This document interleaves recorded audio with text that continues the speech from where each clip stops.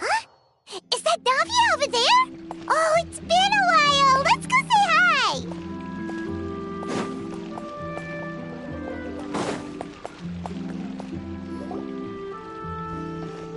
Hey, Navia! What you up to? Shh!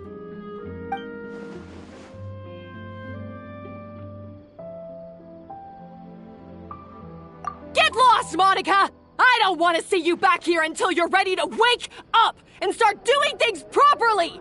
Right now, you're a disgrace to my kitchen and to the Hotel de Boer name!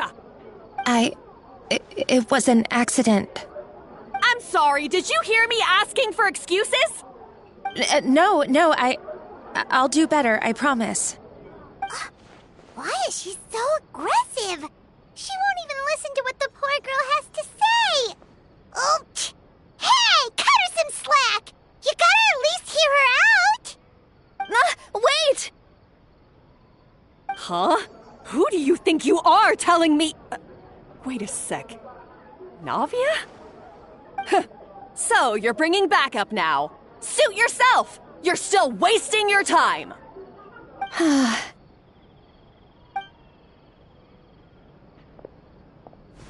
Savannah, is this how you always treat your staff? My staff is right. I'm the one in charge here now. And last time I checked, the Hotel de Boer doesn't take orders from the Spina di Rosula. Of course. How you run your kitchen is none of our business.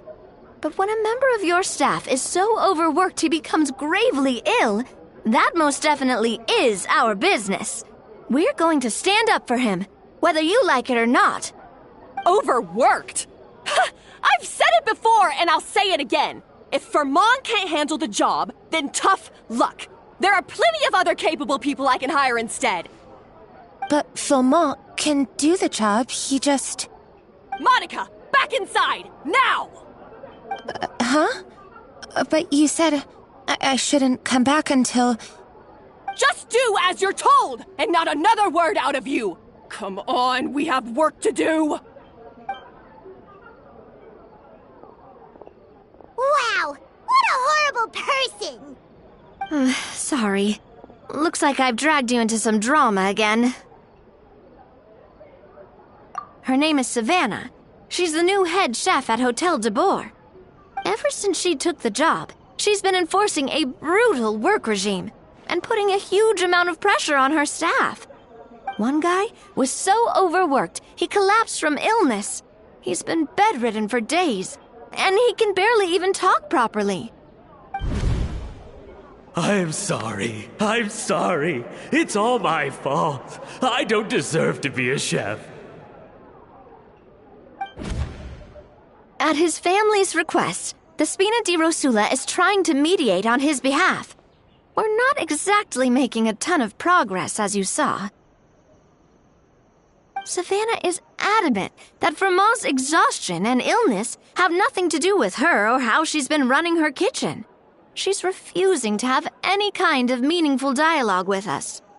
Our next thought was to talk to the other chefs at the restaurant and get a better idea of their working conditions. But with Savannah watching them like a hawk, no one has been willing to open up. And that's why I'm here, doing it the old-fashioned way. Camping out, watching, and waiting for an opportunity.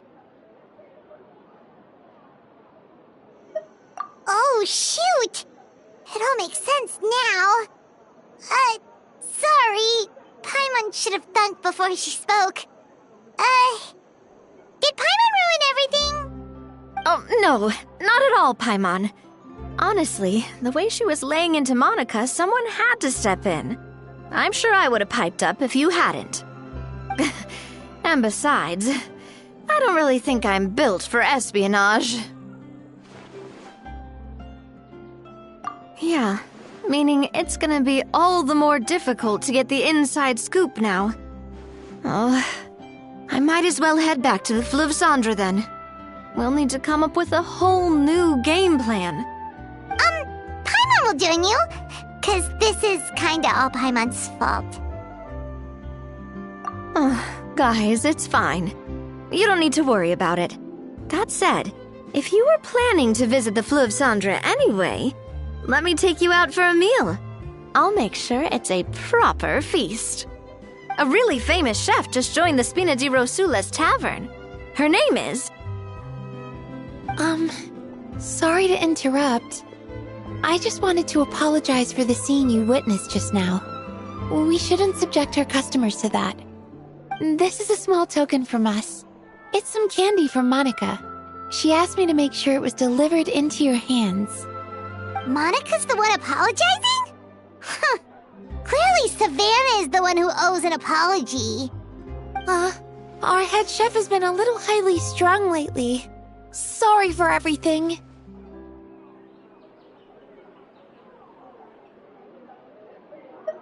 All right.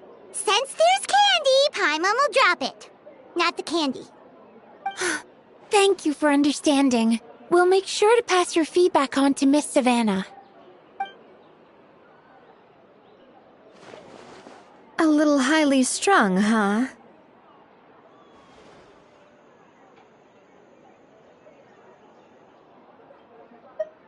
Paimon doesn't get it. How did someone like her even become head chef? Well, according to Fermat's family, she hasn't always been like this. But that's a story for another time. Let's try this candy.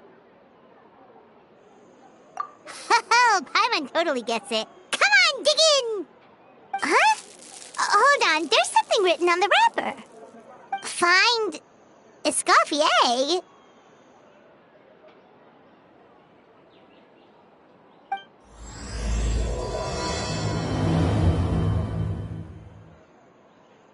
Escoffier? Could this mean... Huh? You know that name, Navia? Yeah. Let's stick to the plan and go back to the Fleuve Cendre for now. That's where we'll find Escoffier anyway.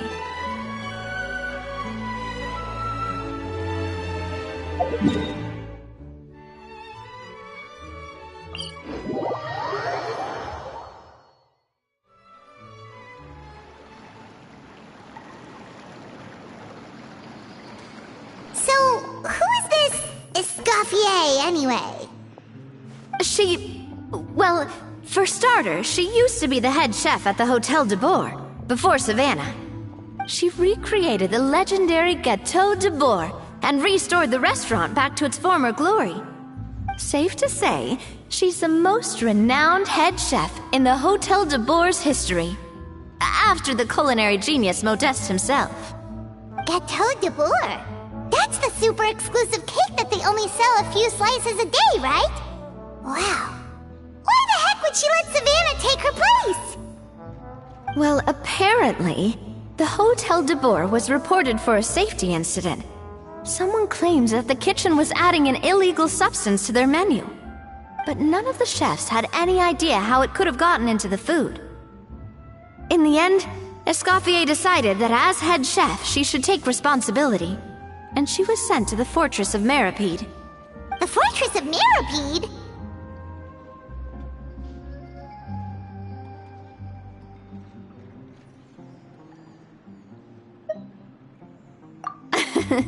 Well, you're right.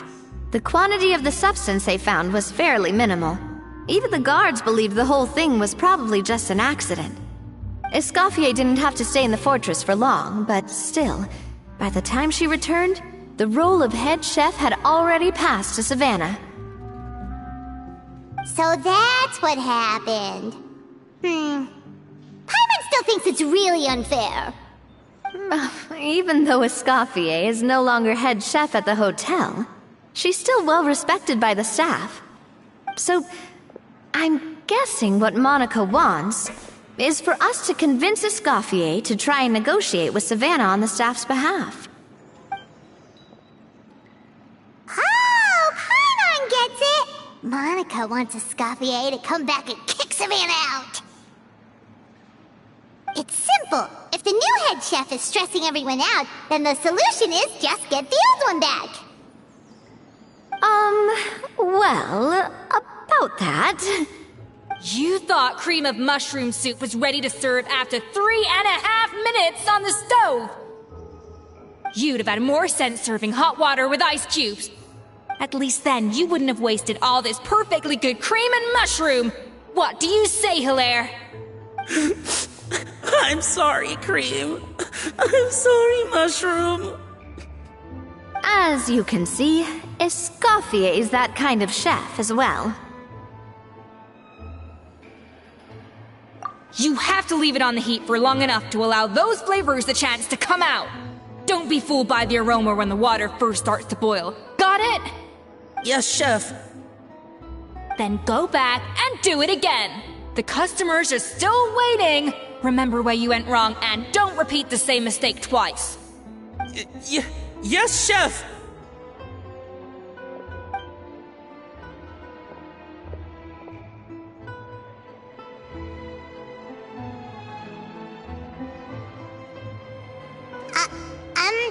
Excuse us, we're... Waiting to be served? Sorry, we're pretty busy. I'm afraid you have to join the line.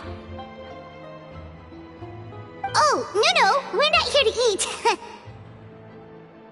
So you're not paying customers? Then I'm afraid the wait will be even longer. It's hard to talk to Escoffier when she's in the zone. Let's take a seat. We can catch up while we wait.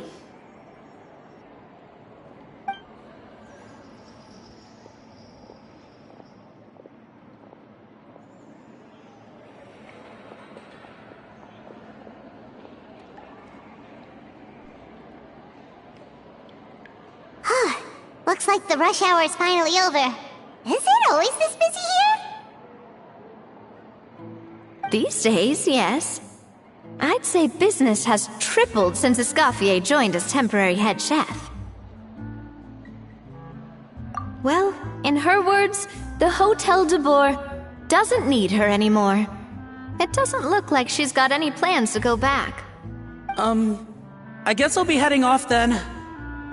Wait, take these home with you. We can't serve them now, and there's no sense in letting them go to waste. Oh, thank you, Chef. For what? Like I said, I just don't want them going to waste. Oh, and tell Fiamma to get well soon, so you're not running yourself ragged every single shift.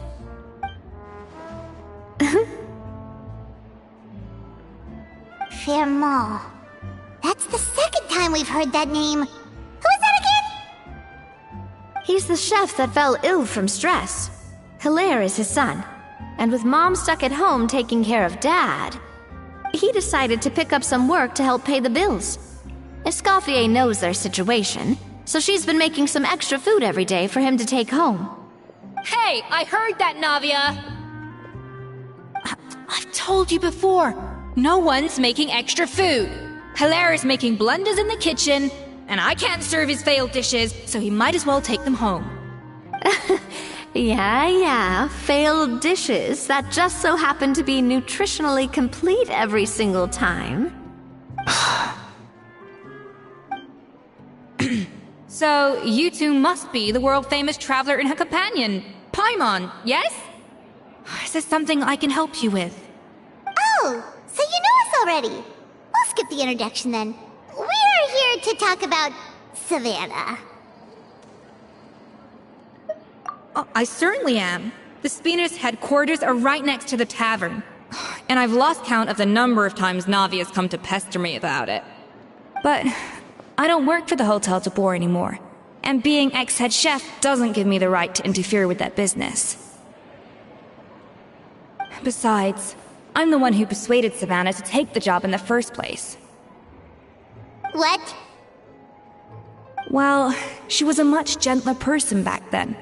A little timid, even. She wasn't at all confident that she was the right fit for the role. That's hard to believe. Are we definitely talking about the same Savannah here? Honestly, I do wonder if she's just emulating me. I mean, I'm not the most pleasant head chef to be around either. Anyway, suffice to say that given the history between us, it'll be tricky for me to tell her she's doing her job wrong without coming across like a huge hypocrite. Fiamar and the others probably think that Savannah gets it all from me. I wouldn't be so sure about that, Escoffier. Look at this note we got from Monica. She mentioned me. Whatever shortcomings you feel you have, it looks like Monica still trusts you. As for the others, well, how can you know what they think unless you ask them? Monica. Plus, it's not like we're asking you to storm in there and raise hell. We're only in the initial phase of our investigation. All we're trying to do is get the other chefs to open up to us. Oh, Monica. Oh, Monica! Escoffier? I can't believe her! Powdered sugar is supposed to be applied sparingly. Look at all that on the wrapper. It's thicker than the sole of my shoe. Unbelievable! I won't stand for this. She has to learn. Come on, we're going. Wait, so now she's,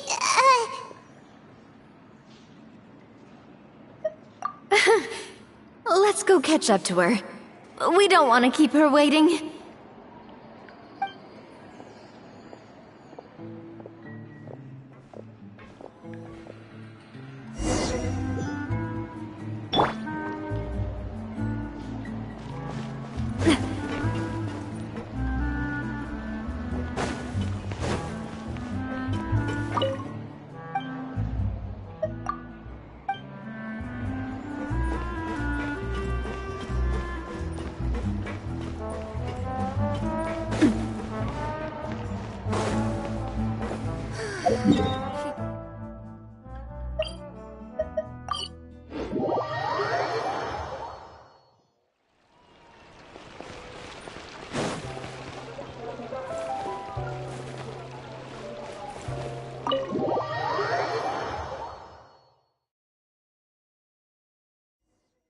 Wait, she looks like... Is that Escoffier? Escoffier's back? Yes! I've missed her cooking! I was just saying... I'm sorry. I'm so sorry.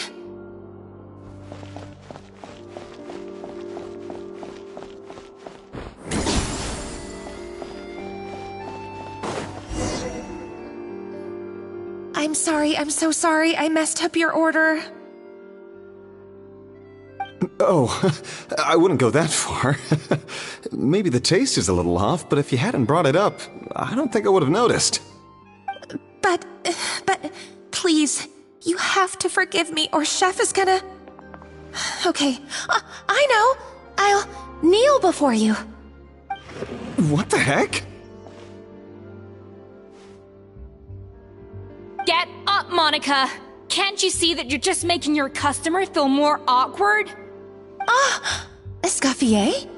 If you want forgiveness, then do what any self-respecting chef would do. Make the dish again. And this time, get it right. You cannot go begging your customers to feel sorry for you. Savannah said that I'm not allowed back in the kitchen until I've corrected my mistake. But if I can't go back into the kitchen, I can't do the dish over. That's some backwards logic. How can you fix your mistake without being allowed to cook? If this is what Fermat had to put up with, then no wonder he had a breakdown. We apologize for interrupting your meal, sir. It's fine. With my layman's palate, it's not like I can tell the difference anyway. I was actually quite enjoying my meal until she appeared out of nowhere and started apologizing. Gave me a bit of a fright, to be honest. Oh, well, it's because Chef Savannah tasted a bit of the leftover soup from my pot and then threw me out of the kitchen. Gosh, that's pretty strict. Has she always been that way? I don't recall things being like this when Escoffier was head chef here. I gotta say, you're all looking a little worse for wear these days. I mean, Escoffier was strict too, but I think the difference is that her criticism was more constructive, so you knew what you did wrong and how to improve, and We all knew that it came from a good place. Chef Escoffier was hard on us because she truly wanted us to reach her level. But these days, whenever we make a mistake, we just get told to wake up, get your head in the game, or just do it again. And it's only gotten worse since word got out that Chef Escoffier had started working again in the Fleuve Cendre. Monica, you don't need to call me chef. I'm not the boss here anymore. Yeah, but through no fault of your own. What happened back then, that wasn't on you, and all of us know that. That banquet was a huge event, and so many staff were involved every step of the way. With so many moving parts, there's no way of knowing how that Lumiline ended up in the food we served. Lumiline? What's that? A new drug from the Fontaine Research Institute, produced from an extract of the Lumitwell. Apparently it sharpens the senses, so they used it to treat people with impaired responses to stimuli. Oh, yeah, I've heard about that. They found out you can use it as a flavor enhancer since it stimulates the taste buds. Makes things pretty addictive. They also found that overuse can have mood-altering effects, and even lead to nerve damage. So it quickly ended up on the guards' list of controlled substances. Unfortunately, however, some food products containing the additive had already made it to the market by the time the guards banned it from the restaurant industry. Everyone knows that in all likelihood, someone probably just purchased a batch of contaminated ingredients by mistake. But you took all the blame. We all know why. You just didn't want to see this turn into a place where tensions are constantly running high, because everyone's suspicious of each other all the time. And now look at you, a fry chef in the Fleuve Cendre. What are you trying to say? Sure, the Spina's Tavern is no Hotel de Boer, but come on, it's not that bad, is it? Oh, the Fleuve Cendre, you say? Great. That's where I'm dining from now on. Monica, I'm very happy with my current job. And there's no changing the past. We just have to let bygones be bygones. Besides, at the end of the day, I was the head chef, regardless of whose mistake it was. Ultimately, the responsibility lay with me.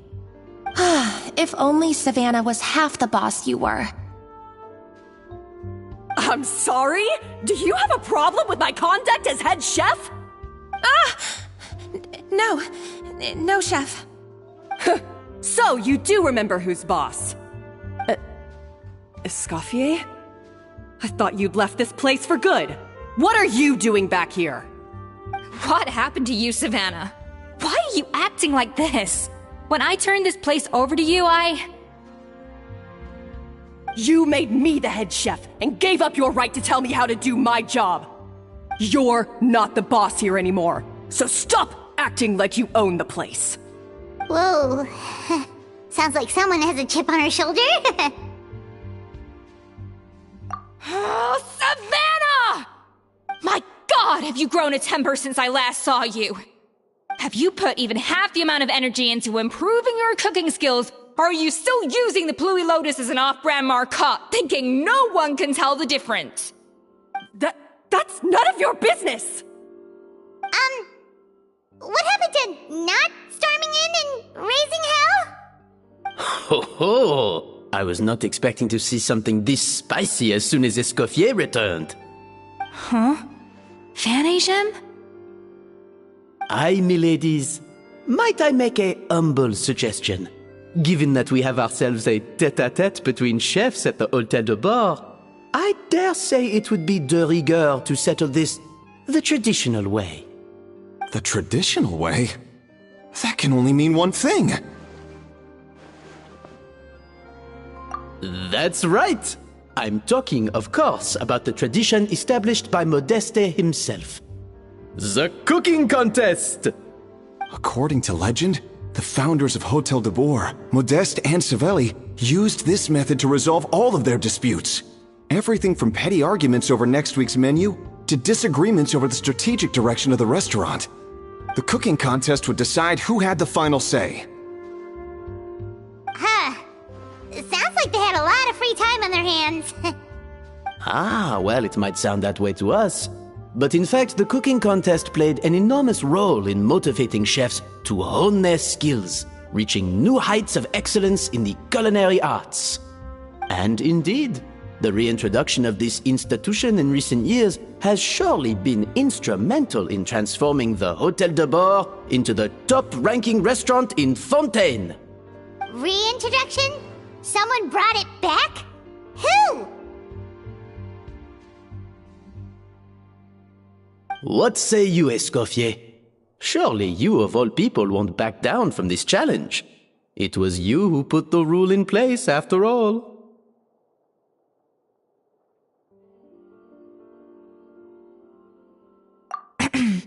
Sure, I reinstated it, but I'm not a chef at Hôtel de Bord anymore.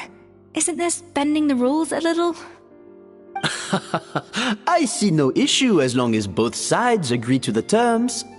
We could simply treat it as an exhibition of sorts. Savannah, any objections? Exhibition. Huh. No. If we're going to battle it out, let's put it all on the line. If I lose, it's up to you what happens to me. I don't want anything to happen to you. But if you lose, you hand over the Codex de Bord to me. What? The Codex de Bord? Only the legendary handbook written by the original head chef Modeste. It contains all his secret recipes, including Gâteau de Bord. It's the greatest treasure in Fontaine's culinary world, and only the present and former head chefs of the Hôtel de Bord have the right to read it. Present and former? Wait, but that already includes Savannah, though. What do you want that old thing for? You have your own copy, don't you? Don't take me for a fool. You know perfectly well what I mean. I want your copy, the original version, the one you took with you when you left us. I'm sorry, I must be missing something. You know, there's no difference between the original and the copy, right? They contain the exact same recipes. Stop trying to change the topic. What's wrong, Escoffier? Scared you're gonna lose to me? Or are you scared of me getting my hands on the original codex?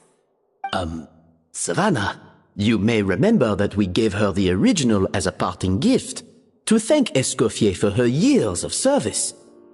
Asking for it back feels a little, Oh, I'm sure it won't be an issue, as long as both sides agree to the terms. Those were your words, weren't they? And as for the contest itself, let's make it a bake-off. Gâteau de Bord, per the recipe in the codex. Well, Escoffier, you against me. Are you in or out? You sound surprisingly confident. Alright then, let's see how much you've actually grown. I hope you surprise me, Savannah. I'd hate to find out that all you've learned after this long is how to chew people's heads off. Believe me, I'll show you. Escoffier, are you sure this is a good idea? You accepted her terms a little hastily. Oh, it'll be fine. Let's head back to the Fleuve Cendres so I can get prepping. I do apologize. This whole ordeal reflects rather poorly on us. I'm afraid it's not quite that simple. The Hôtel de Bord runs as more of a partnership, you see. It was founded by two friends, Modeste and Savelli, and it's been that way ever since. So, while I am technically Savannah's boss, it's not really my place to interfere with the business of the kitchen. To be perfectly honest with you, that's part of the reason why I suggested a cooking contest. If Escoffier wins, it would be the perfect opportunity for her to talk some sense into Savannah. Or, of course, if she wanted to return, then... But anyway, I'm getting ahead of myself. Whatever the outcome, this contest will hopefully serve as a turning point for us. Please, pass on my best wishes to Escoffier. I must say, Savannah surprised me with her confidence. Does she really believe she can best Escoffier in the kitchen? I thought she was just blowing off steam when she first raised the idea to me. I can't believe I got to witness that firsthand. I only stopped by here for a quick meal. I definitely got my Mora's worth today.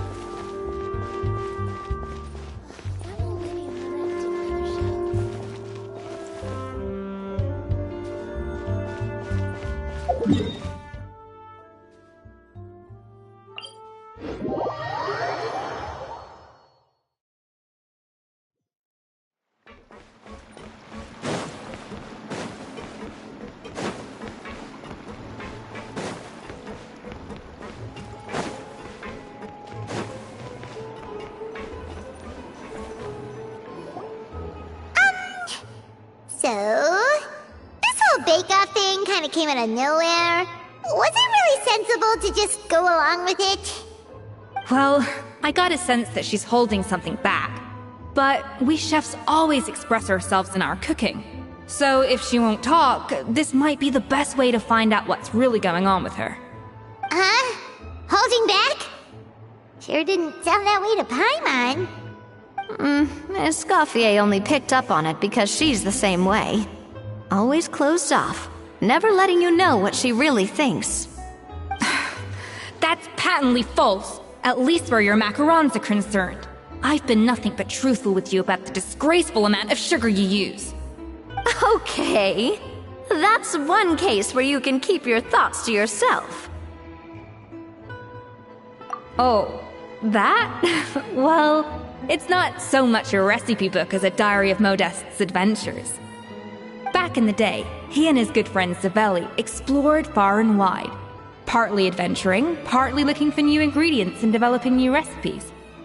Their creations had an enormous influence on the course of Fontaine cuisine, turning it into a much more vibrant and diverse scene. For instance, legend has it that the original Gâteau de Bourg was made using a special secret ingredient that Modeste discovered on one of his adventures. So rare was the ingredient that they could never make more than 16 slices of the cake per day. But everyone who tried it claimed that it was one of the most blissful and invigorating things they had ever tasted. Modeste and Savelli went on to found the original Hôtel de Bourg, which catapulted them to stardom in Fontaine's culinary world. Especially Modeste. He was hailed as a once-in-a-generation genius, and over time, the recipes from his adventure log became known as the Codex de Bourg. Ah, Paimon's heard this kind of story before. Armed with the Codex, the Hôtel de Bourg took its rightful place as the finest restaurant in the land, serving those recipes for centuries to come. Something like that? What? No, of course not. Cooking is a constantly evolving art form. How could any restaurant survive if they only served food that was popular last century? Anyway, never mind centuries. Savelli and Modeste parted ways not even 10 years after their rise to fame. Then, Modeste passed away while he was still in his prime. And that was it. The end of the Hôtel de Bourg's heyday. It fell into decline, and for most of its history, it was just a nondescript place with a couple of cheap tables. It's only in recent decades that it started recovering. Even then, it still took numerous relocations and changes of management before we finally ended up with Vanigem and the restaurant we have today. Oh! So the Codex really isn't all that, then.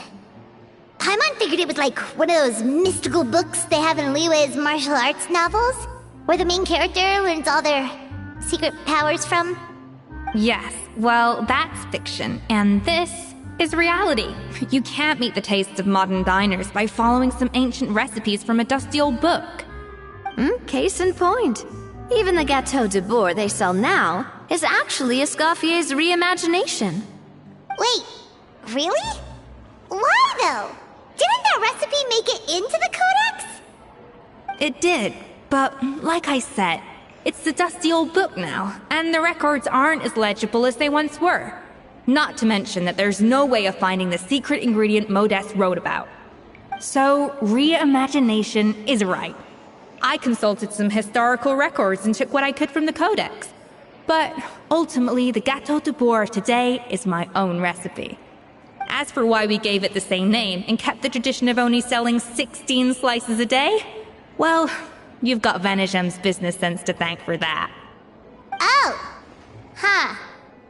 Well, that kind of takes all the mystique out of it. Hey now, it might not be the original Gâteau de Bourg, but it's still the most delicious cake in Fontaine today. And who knows, maybe Escoffier's version is more suited to your palate. Just think, if the original truly was the perfect cake you're imagining it to be, there's no way the recipe would have been lost to history, right? Not to mention that the Hotel de Bourg never would have fallen into a slump. Anyway, before I left my role as head chef, I made a copy of all the recipes from the codex, including my own improved versions, and turned them over to Savannah. So why is she so interested in the original copy? Could it be a symbolic thing? Like, whoever holds the original Codex de Bourg is the true head chef? Well, it was clearly precious enough to give to Escoffier as a parting gift. Meanwhile, Savannah only got a copy. Maybe from her point of view, it's like management doesn't truly see her as being worthy of the role. You think so? The only thing is, it was her suggestion to gift me the original in the first place. Well, a joint decision by her and Venegem. But still. What? Huh. Guess she's had a major change of heart since she became head chef. Yeesh. Who knows? We could speculate forever. Better to just let our gâteau do the talking. It means besting her in this bake-off, and then getting her to explain herself, even if I have to beat it out of her with a spatula. However much she's changed since we worked together, I believe that she still has her chef's pride. And if she respects the art, she'll respect the outcome of our contest. Well, I'm confident that you and your spatula can get justice for Froment. All you need to do now is win the contest. But that should be a breeze for you. Let's not get too ahead of ourselves. Gâteau de Bourg is very complicated to make. Usually, it takes 3 chefs working in tandem to cover everything. Now, if I had to push it, I could probably do the work of 3 chefs myself.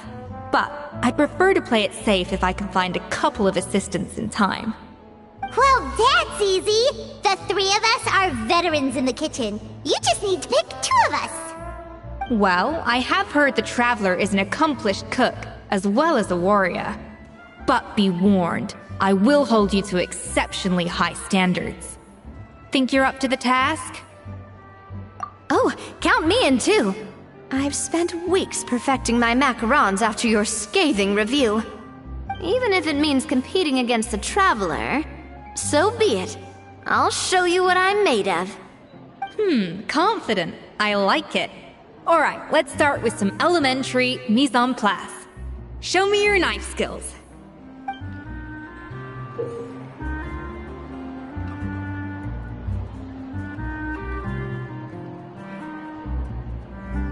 I've always called it chopping stuff up, not mise en place. But it's basically the same thing, right? Oh, Navia. The difference in your case is that mise en place is chopping stuff up without sending juices flying all over the... Looks like you found that easier than I expected. Yeah, thankfully it was pretty straightforward in the end. You made it sound like we'd be carving statues out of fruits or something. Well, brace yourself, because the next step is anything but straightforward. I'll be using this cold press to extract flavor compounds from the ingredients. A kind of special food processor I got the Fontaine Research Institute to make for me. It uses cold temperature extraction to isolate the essence of cooking ingredients, which can then be used to flavor dishes more precisely. But this isn't exactly standard kitchen equipment, so that probably didn't make a whole lot of sense. Let me give you a demonstration instead.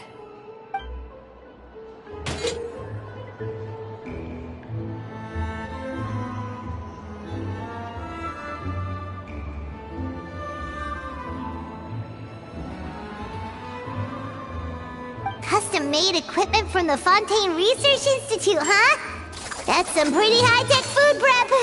Paimon's never used anything this weird before. Cool! No, weird.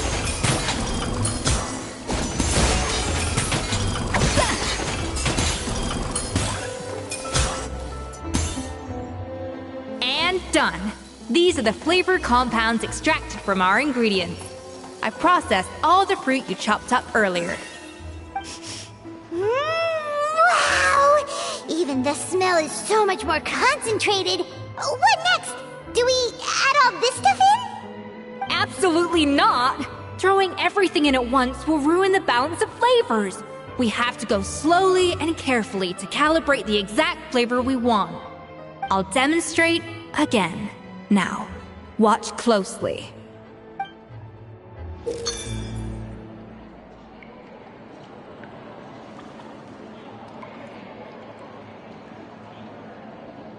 Slowly and carefully.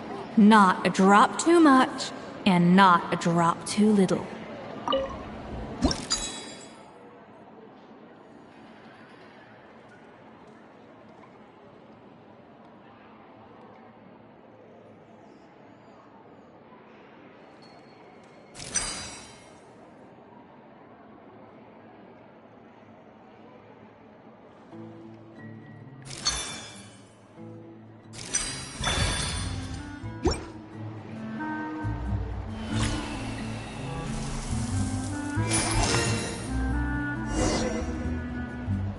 And voila!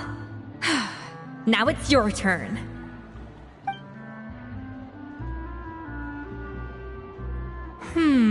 Not terrible. Considering this was everyone's first time blending flavor extracts, it could have been worse. But the Traveler's work was surprisingly good. Are you sure you've never done this before? You got almost perfect results on your first try. That goes without saying. Still, credit where credit's due. You did well. Alright, now for the part I've been looking forward to. I want each of you to cook something from the Hotel du Bois' current menu. I'll judge your submissions and give you a final score. That's right. The true test of your cooking skills is the finished product. It'll be good practice for the contest itself. Now get to it. Chop chop! Finally on the right path.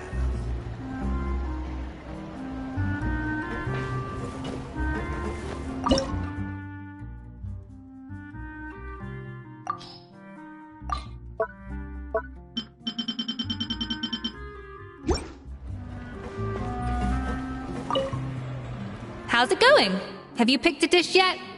Choose wisely. I expect you to present the most delicious thing on the menu.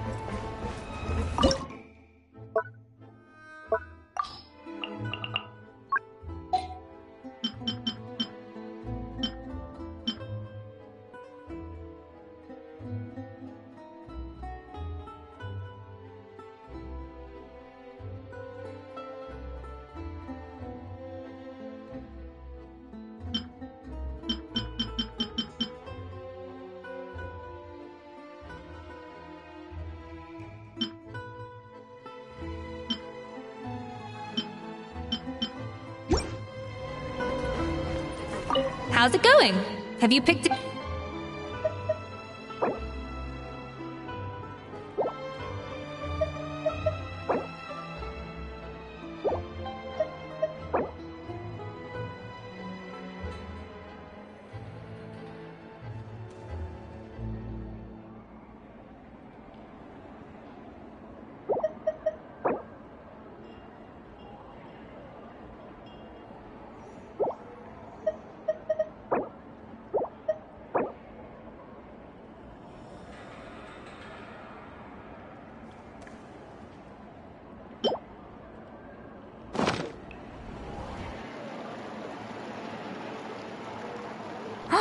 Look at that! With the grace of a snow-winged goose, as I like to say. Now, let the grating commence.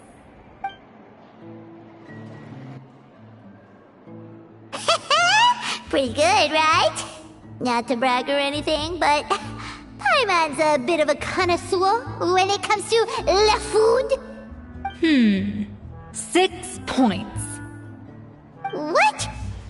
Oh, well, fair enough. Paimon doesn't cook all that often, so as long as it's a pass. That's 6 out of 100. What?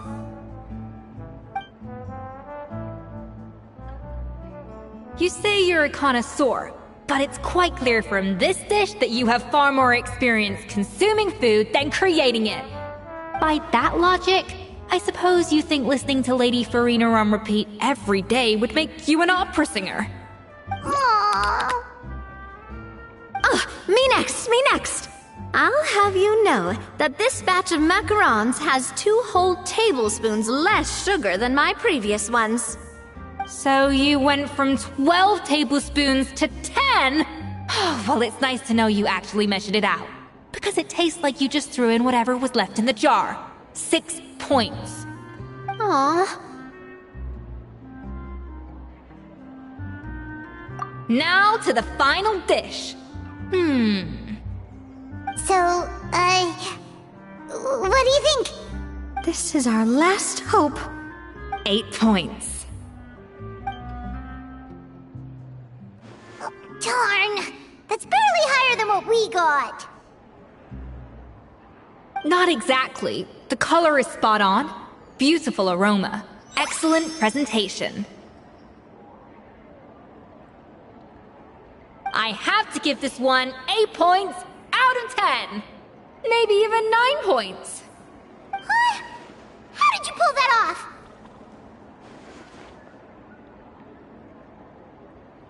Don't get me wrong. There's room for improvement. But still, this is clearly the work of an accomplished chef. I can tell that you've put many hours of work into honing your skills in the kitchen. I can really taste the grace of the snow-winged goose in this dish. The traveler's journey, with all its trials, tribulations, and setbacks. Not to mention the frustrations of having a picky eater for a partner. Hey, you made that last part up! No way did you taste that! Well, it looks like I lost fair and square. I guess you'll be taking the Traveler as one of your assistants then? But if it takes 3 chefs, that still leaves 1 slot remaining. Maybe Paimon and Navia should keep practicing and see how it goes? Chef Escoffier! Oh, it's Hilaire! What brings you here? I heard the news about the cooking contest. You're doing Gâteau de Bourg, right? I was just wondering if you needed any help? And you think you're up to the task, do you? Oh, no, I know I'm not there yet. It's actually my dad who wanted to help. Firma, last I heard, you could barely get out of bed. Chef Escoffier, Navia, Traveler, thank you all so much for everything you're doing for me and my family. I've had enough of sitting around at home while you run yourselves ragged. If you let me, I'd like to help you win this cooking contest. Yeah, I was gonna say the same thing. Don't you worry. I'll be fine. I'm feeling much better now. I'm sorry. I know I've been rather useless these past few days, but not anymore. The fact is, I'm a fine chef, despite recent events. I've proven myself in the Hotel de Boer kitchen, so if anyone's qualified to work under Chef Escoffier, it's me. I think. I hope so. Firma, have you even set foot in a kitchen since leaving Hotel de Boer? I have not, but I'm fully rested now. I know I can handle it. I'll prove it. Let me whip something up for you right now.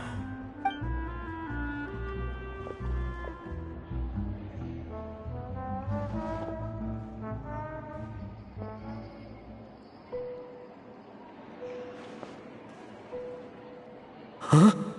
That's strange. Why are my hands shaking? What do you call this, Firma? I can't seem to grip my knife. Do it again! Again! Again! I... Hopeless. Get out of my kitchen yesterday.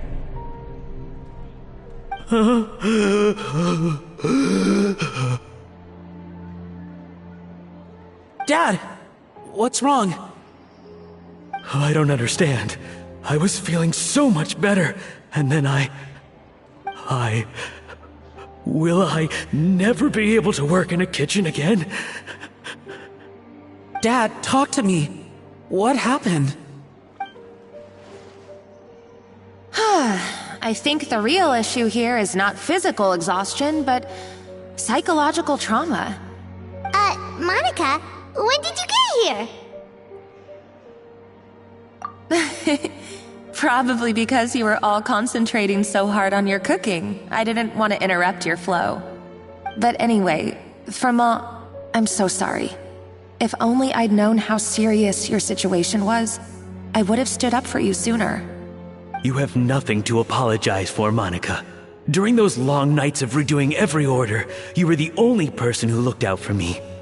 Oh, come on. All I did was make you some tea. I doubt it was much help. Savannah was so ruthless toward you. I probably should have brought you something stronger. She sounds like the worst. All right, another Savannah horror story. Let's hear it. She's been getting harsher and harsher on us ever since she heard about Escoffier's new role in the Fleuve Cendre. Seems like no matter what we make, she'll find something wrong with it. What is this? It looks like a dog's been at it!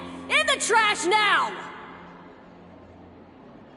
Then she orders us to redo the dish again and again, but we never know what's going to make her happy. Do it again, do it again, do it again! Every time you remake it, you just get another earful from her. Either straighten yourself out, or get out of my kitchen! So now, it seems like just picking up a kitchen utensil gives me flashbacks of her yelling at me.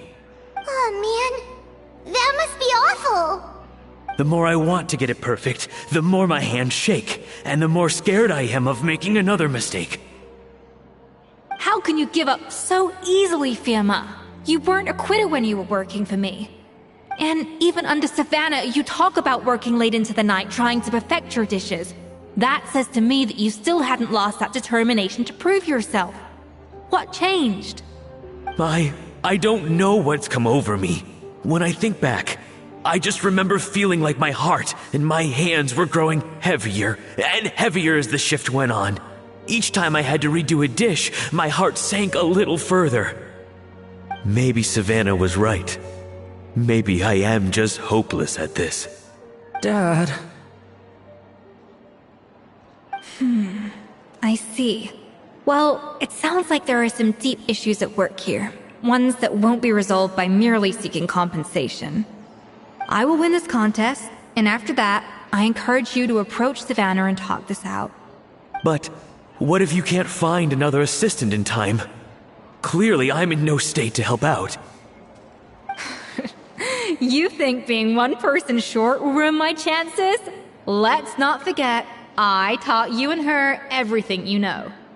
Even if I had to go it alone, I would present the perfect gâteau.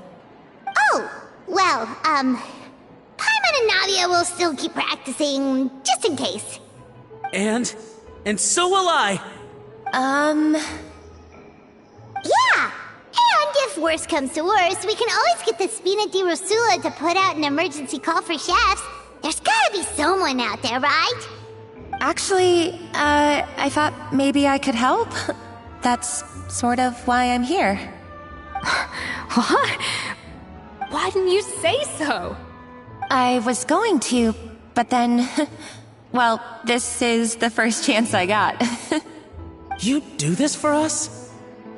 Thank you so much, Monica. Alright, fine by me. But aren't you still working for Savannah? Joining the other side seems like a guaranteed way to put your future employment in jeopardy. I know, but it's alright. I've made up my mind. With the way things are, I can't keep working for Savannah much longer anyway. Unless I want to become the next Fermat. I'm done with sucking it up. It's time to try and turn things around. If this cooking contest can get Savannah to see the error of her ways, then I'm sure she'll forgive me for this. Well, Paimon didn't think we'd be poaching from Savannah's staff to get our third person, but there you go. Anyway, Monica's a professional chef, so nothing could possibly go wrong now. Great! Then it's settled. And to congratulate you all on making the team, I propose a Spina-sponsored meal to celebrate. Spina-sponsored? Wait, you mean I'm cooking? Well, I promised the Traveler a feast in the Fleuve Cendre. And I know how much you've been looking forward to it. Yeah! Feast, feast, feast!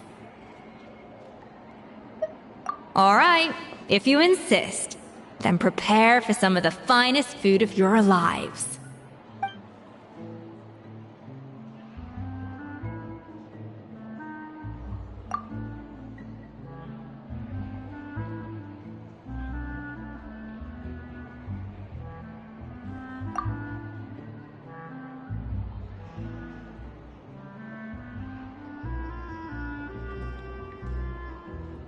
That's not a bad idea, actually. Wait, hold on. You need to finesse that further.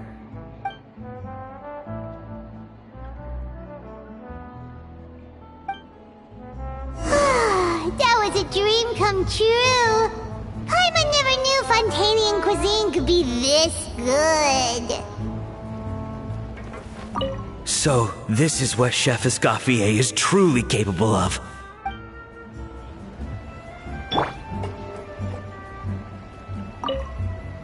Wow. I don't know if I'll ever be able to cook as good as that.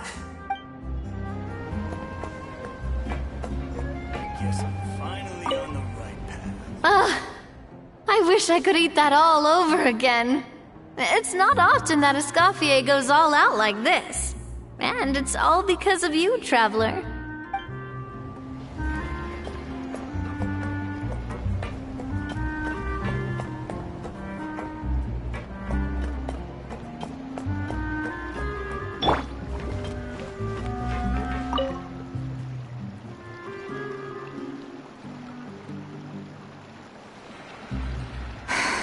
Why, Savannah? Why? Oh, nothing. I was just flicking through the original Codex de Boer. I wanted to see if there was anything I'm missing. Something I hadn't noticed before. That might explain why Savannah's so desperate to get her hands on it. But I can't find anything. It's just some hastily scribbled recipes in between diary entries from Modeste's adventuring phase. And most of it's not even legible anymore. The copy I gave her not only has all the recipes in full, but even includes my own private tips and notes from years of experience. Surely that's infinitely more useful than this old thing. Yeah, maybe. Still, it's just hard for me to imagine that the Savannah I knew would go to all this effort just to make a point. We were. At least I always thought we were. She was a little shy, but meticulous with everything and everyone she dealt with. She made a few mistakes here and there, but she was quick to correct them whenever they were pointed out. And she was always striving to improve as a chef. Those qualities are why I recommended her to replace me as head chef. I never imagined for 1 second that she'd cause Fiamma and the other staff so much grief.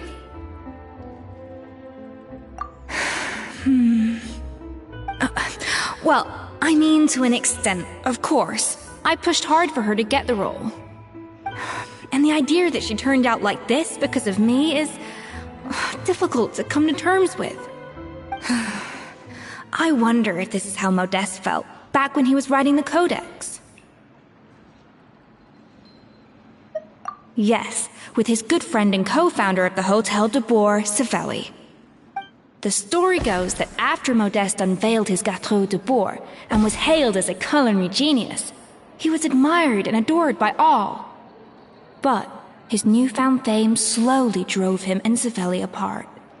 Unlike Modeste, whose every new creation was an instant hit, Savelli seemed to face setbacks every turn.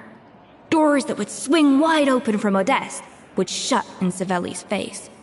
And with Modeste being whisked off to all manner of functions by his celebrity friends, he had less and less time to discuss the culinary arts with Savelli. People started gossiping about Savelli, and their relationship between the two gradually soured. Everything came to an abrupt end when Modeste, still in the prime of his life and still hailed as a genius, suddenly died from an acute illness. And that was it. They neither had a decisive split nor got the chance to properly reconcile. Their story just came to an end. One rumor had it that Savelli actually killed Modeste out of jealousy, even as the latter was hoping to make amends. Unlikely. It's a popular theory, but there's no real basis for it. At least there are no records of Savelli ever being convicted of a crime. Still, beyond a point, there's no way of knowing what truly happened in the past. All we can do is try to make sure the present doesn't quite go as badly. And that's why I have to win this contest tomorrow. Then get the truth about everything that's been going on, even if it means cracking her open like a nut. You're right about that.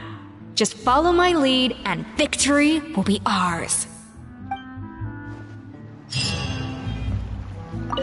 Let's hope that Savannah isn't all sizzle and no steak. After all the work we've put in, it would kinda be a shame if tomorrow was a complete cakewalk.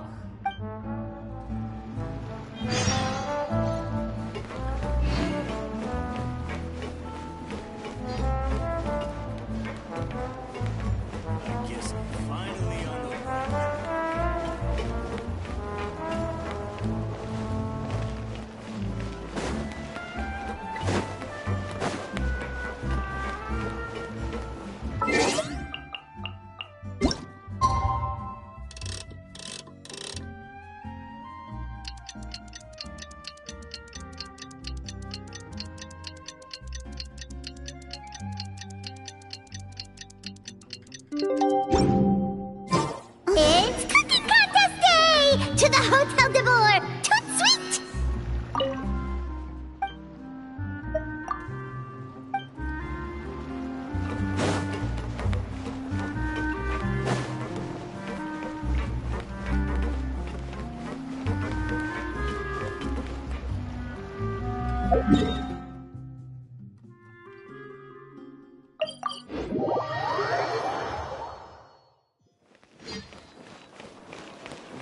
Did you hear the news? Escoffier's coming back for a cooking contest. Wait, seriously? Escoffier in a cooking contest? Now that I've got to see! I don't get it. Why would anyone in their right mind challenge her to a cooking contest? We cannot just rely on the ocean's self-cleaning ability. Adore me so much.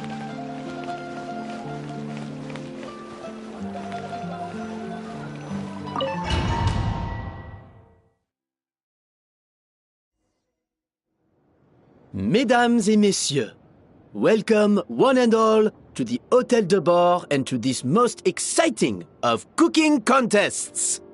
Savannah, I've brought the original copy of the Codex you asked for. Monica? Huh. In the interests of fairness, this contest will be conducted in a double-blind format.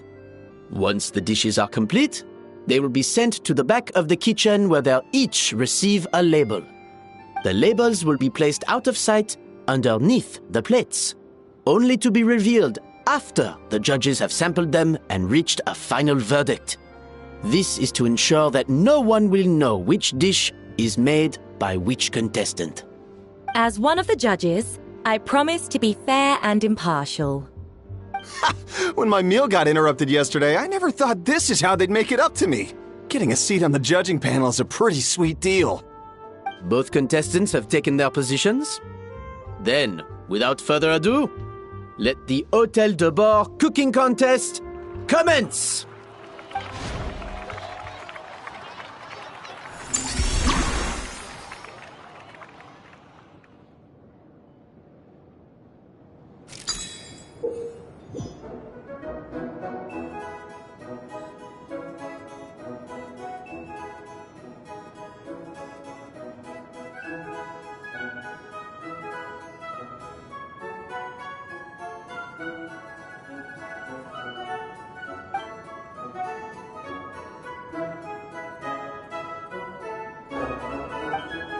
Monica, Traveler, it's go time.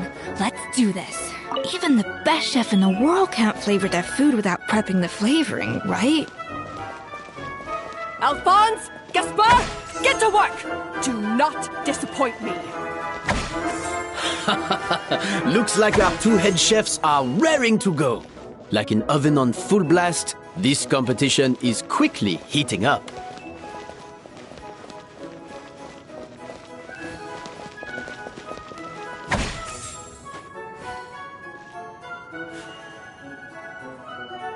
Off to the freezer!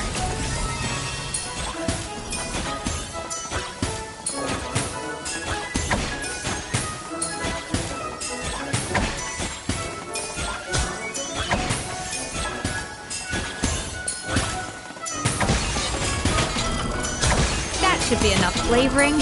Now hurry up and balance the flavors.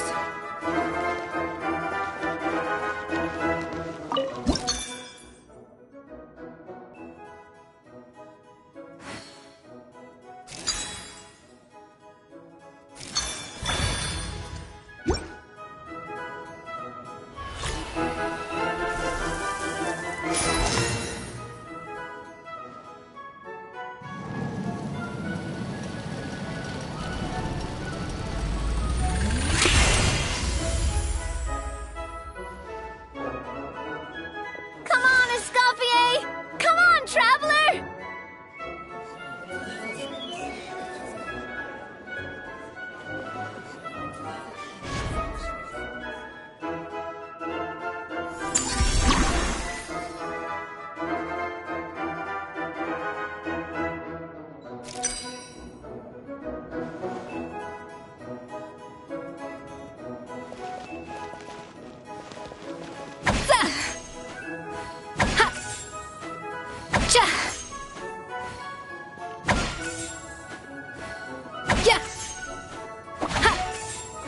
Alphonse!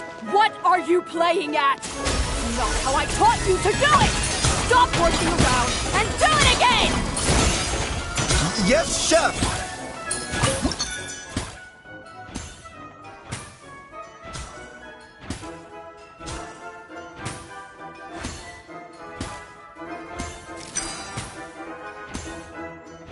The balance of flavors is about right. But the quantity is too low.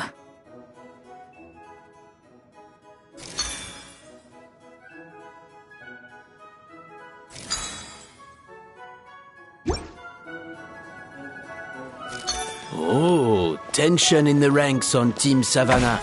Will this slow their progress? Goodness sake, Savannah, what are you doing? Oh, get it. I've gotta focus on my own dish.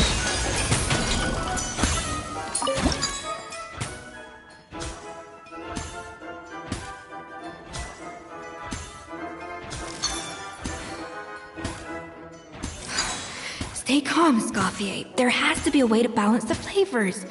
Just think.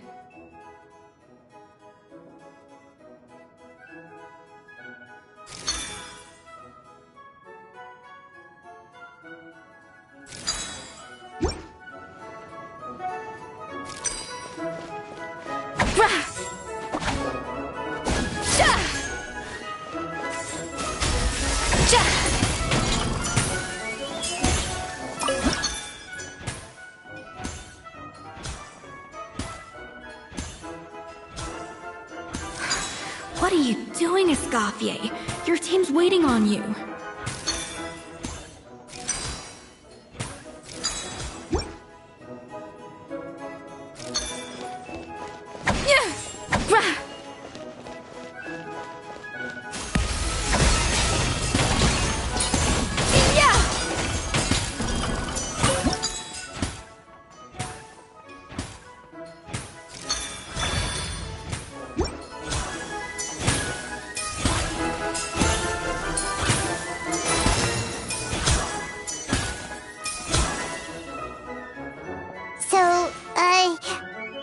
What do you think?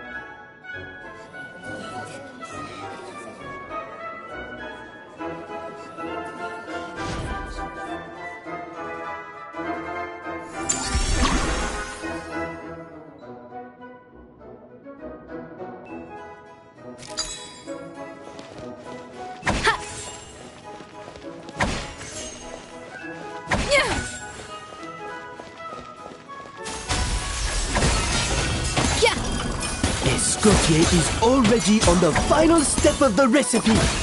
Let's check on Savannah's progress.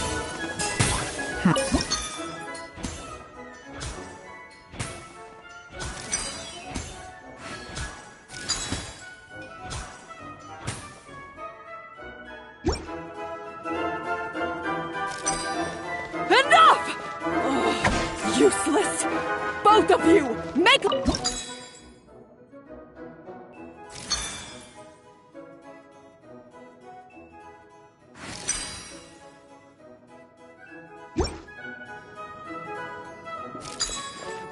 Wow! Is Savannah serious? Can she really make up for lost time working alone?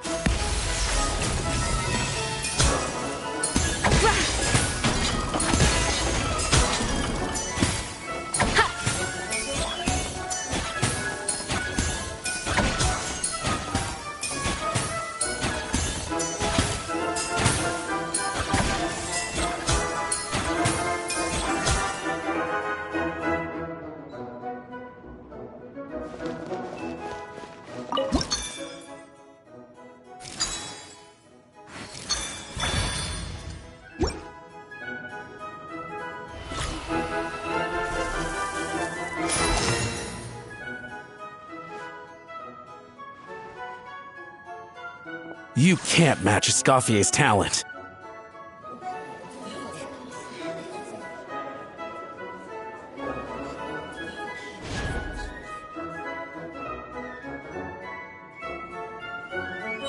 I present to you Gâteau de Bourg.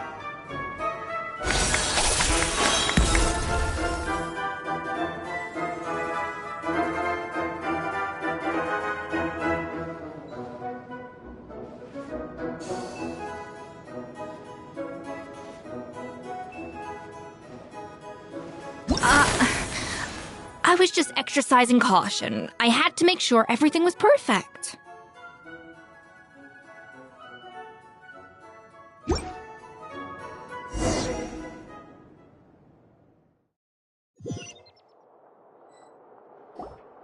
Time's up!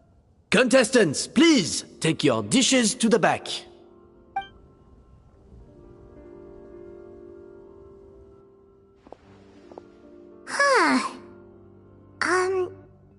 That guy was right. You really can't tell whose is whose just by looking at them. We both made the same dish after all. For all her flaws, Savannah's a talented chef who earned my recommendation for good reason. She wouldn't screw up something as elementary as the cake's appearance. Whoa! This is really rather good. Wonderfully soft and fluffy. beautifully sweet. This is a masterclass in how to make gâteau de bord. I would give this one at least 9.9 out of 10. Only because there's something about the flavor of the base. It's just a little different from the recipe I'm used to. Huh? Really? I couldn't tell.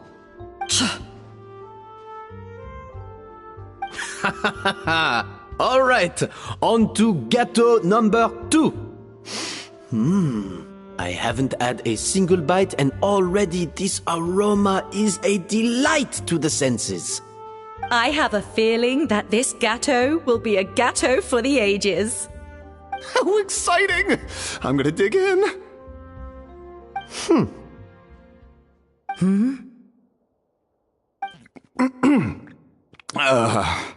I think maybe someone got a little carried away when they were adding the sugar. Not just the sugar, it's the flavors too.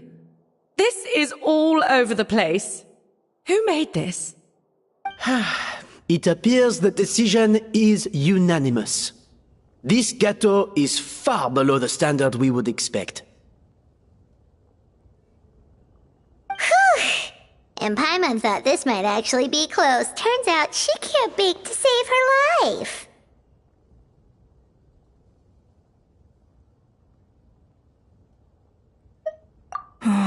Something's not right here. Savannah may not be perfect, but no way is she this sloppy. I can now declare that the creator of the first gâteau has won this cooking contest. Now, all that remains is to turn the plate over and reveal the chef's name underneath. What? It's Savannah? No! That's impossible! Hey, Savannah! You cheated, didn't you? You cheater! What did you do? Oh, you swapped the plates, didn't you? Well, someone's a sore loser. These cakes went from the oven to the judge's table without me ever laying a finger on them. And everyone here can attest to that. It was Vanejem's staff who labeled them in the kitchen. If you're looking to accuse someone, why don't you start with them? Isn't it more likely that Escoffier's lost her edge? Oh, or maybe her assistants let the team down. You take that back! Judges, we demand a rematch.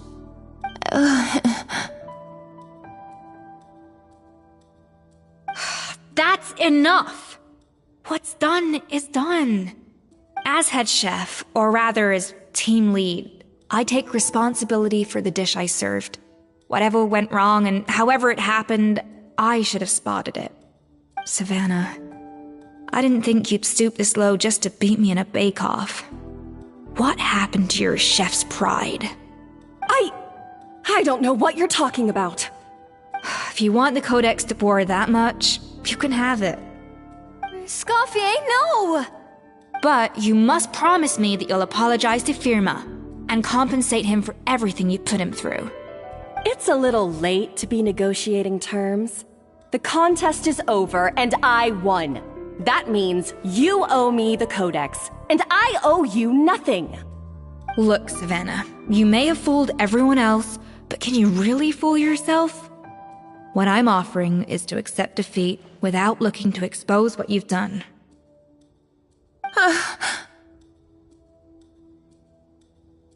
But only on the condition that you promise to stop putting so much pressure on your staff. Fine.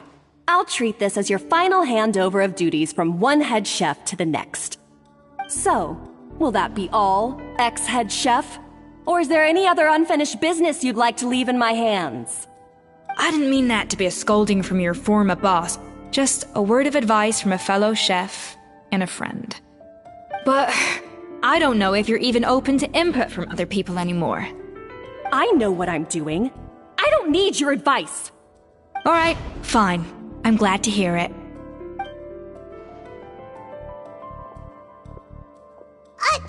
Escoffier! The Codex de Boer! Finally. Now, at long last, I will succeed. Escoffier, how could you let her get away with this? Yeah! The Codex is a souvenir of your time here! Doesn't that mean anything to you? It's alright. It was just a bake-off, not the end of the world. I'm already over it. Besides, it's not all bad. She agreed to compensate Firma. That's mission accomplished for the Spina. Honestly, if I'd have known that giving her the Codex would solve everything, I'd have just done that in the first place. I mean, why bother with the whole cooking contest? It's such a waste of time and energy.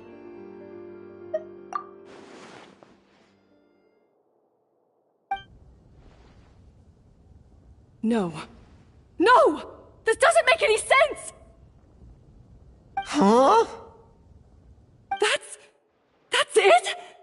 No secrets, no nothing? I don't believe it! This can't be happening. Oh, Chef Savannah! Savannah?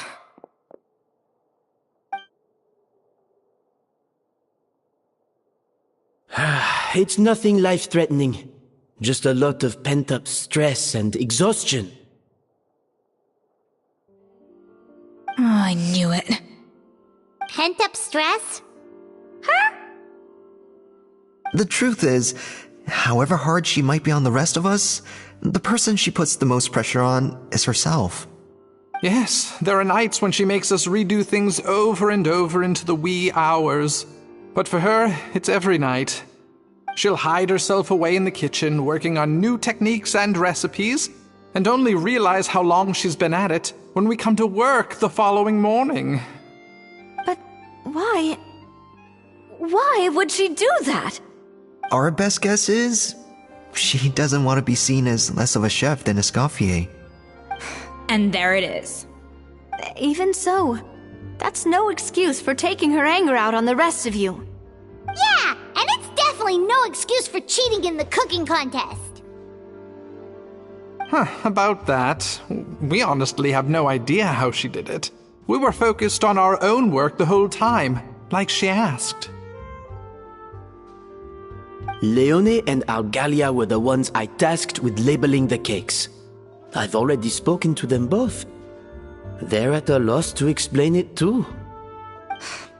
Not to worry. Come on, join me downstairs. I'll interrogate the guilty gâteau myself.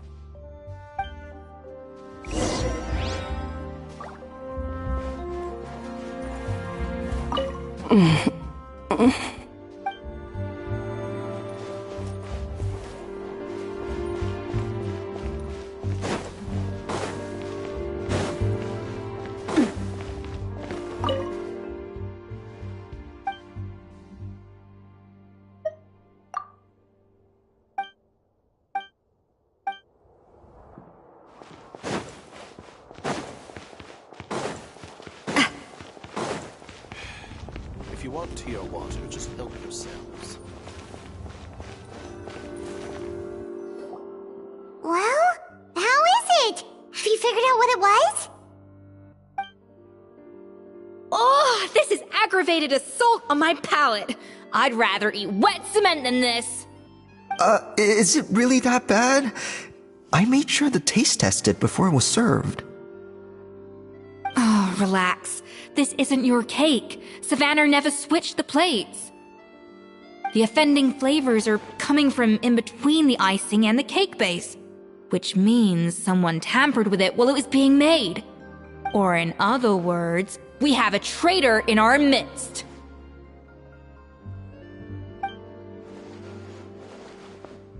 I'm sorry. I was forced into it. It was Chef Savannah. She said if I didn't cooperate, she would... Calm down, Monica. I've already accepted defeat. And if I wanted retribution, I would have brought this up when the results were announced. Whatever's going on with you, just spill the beans. There's no need to hide it.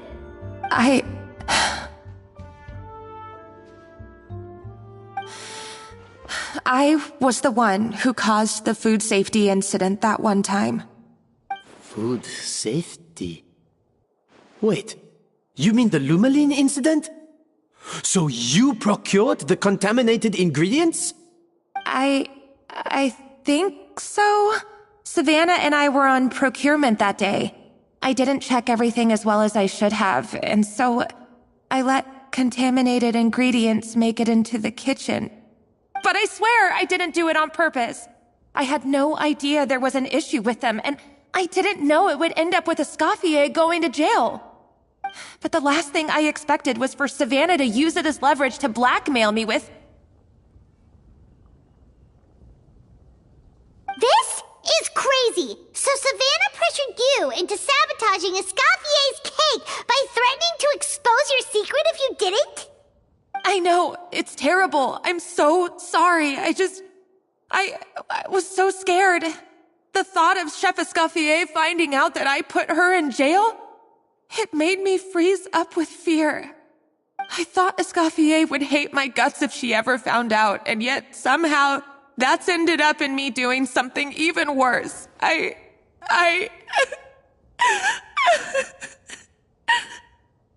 Seriously? All this fuss over a little slip-up? Huh? Firstly, it's not like I got a life sentence. I did my stint at the fortress, and now I'm out. And secondly, I had my own reasons for leaving the Hotel de Boer. This wasn't the only factor. So, you don't need to feel ashamed or frightened or anything like that. Any more than you need to add butter when you're pan-searing foie gras. You mean... you forgive me? Oh, well, I'm not saying you don't have to take responsibility for your mistakes. You should tell Vanagem to mark down your performance for the past few months. Then do some digging and find out exactly where those contaminated ingredients came from. Sure, you've made mistakes, but now's the time to fix them. Understood? Understood.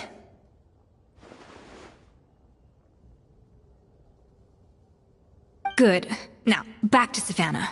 What about the original codex would compel her to resort to blackmail? I have my suspicions. Not that I've got any proof to back them up, though. Ugh. What happened to me? I've overheard some customers murmuring about how the Hotel de Boer hasn't been the same since Escoffier left. They think our menu doesn't taste like it used to, especially our signature items. Now that you mention it, I noticed it during the contest too. I couldn't put my finger on it, but the flavor seems subtly different from how it used to be. But the difference was so small, I'm sure no one would notice it besides our most loyal customers and true dessert connoisseurs. Still, as head chef, it's easy to see why Savannah would get so hung up on it. So many times I've seen her make the cake base over and over again, late into the night, determined to match Escoffier's version. But something's always slightly off every time. Yeah, I've noticed that too. Never really gave it much thought, though. Thinking back on it now, it's clear that Savannah's been in a downward spiral ever since Escoffier left. She wants to prove that she can fill Escoffier's shoes. That's gotta be the reason. But after countless setbacks, she's getting more and more unhinged. And at some point along the way, she switched from doubting herself to doubting Escoffier. Doubting Escoffier? For what?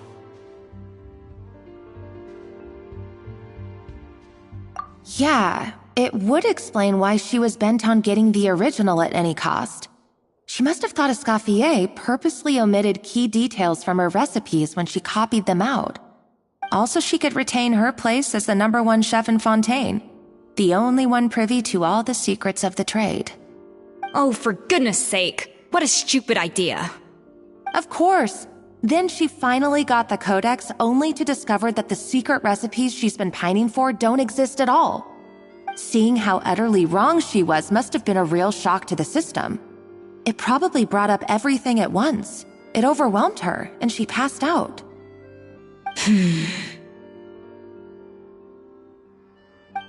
still one thing that doesn't make sense, though. If Savannah the real recipe all along, how come it tasted different? She might not be on the same level as Escoffier, but surely after like 50 attempts she'd get it right one of those times. You'd think so, but geniuses like Escoffier are in a league of their own.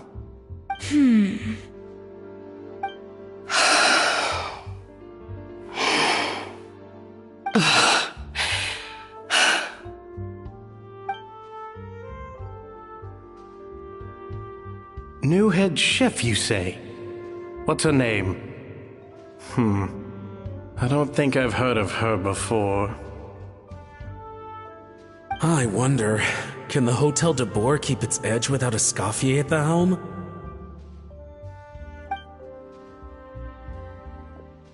This tastes different from last time. Is it undercooked or something?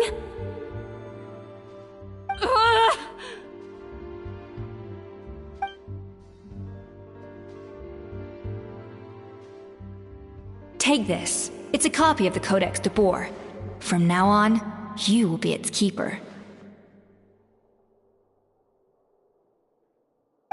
Don't listen to the doubters. If I say you can do it, then you can do it. Even if you don't believe in yourself, at least believe in me. Hey, did you hear me? Once I'm gone, the restaurant is all yours.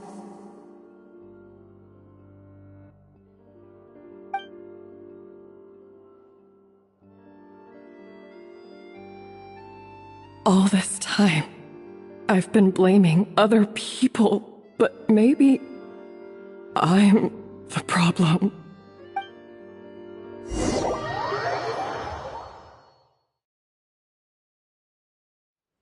I sincerely apologize for putting everyone out.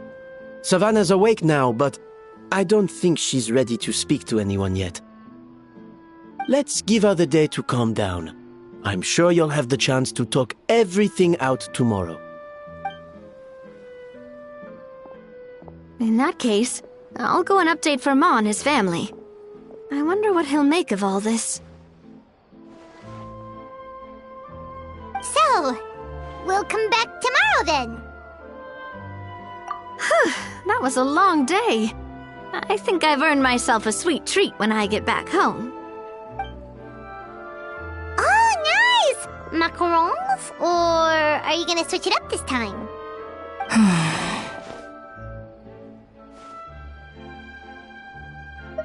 Traveler, how much do you know about the snow-winged goose? Every year they migrate long distances in search of a suitable home. There's always one goose at the front whose job is to lead the flock. Fontaine poets often use the image of that goose to explore the ideas about leadership and genius. They usually imagine someone who's a cut above the rest, a model of perfection. But what those poets don't know is that during a migration, the lead goose is always changing. Once the lead goose shows signs of fatigue, it retreats to the back of the flock and allows another goose to take its place. So the truth is that leadership, with all the responsibilities and pressures that come with it, it's something that everyone takes turns at. But we humans completely miss that fact when we project our own ideas about social hierarchies onto them. I guess what I'm saying is, I don't buy into this notion that there's some sort of gulf between normal and genius. Cooking is a science, not magic.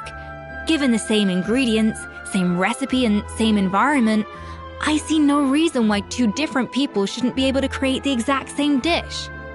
Of course, some people have a more sensitive palate than others, and some people are just born bolder or more conscientious. But these are all variables that can be accounted for with time and practice. I'd have no reason to expect so much from others if I believed that perfection can only come from the hands of a genius. The only reason I hold people to high standards is because, well, I believe they're capable of greatness. Okay, I've made up my mind. I'm gonna get to the bottom of why Savannah failed. And come tomorrow, I'll give her the scolding of her life, pointing out all the mistakes she's made along the way. Then she'll finally see the error of her ways.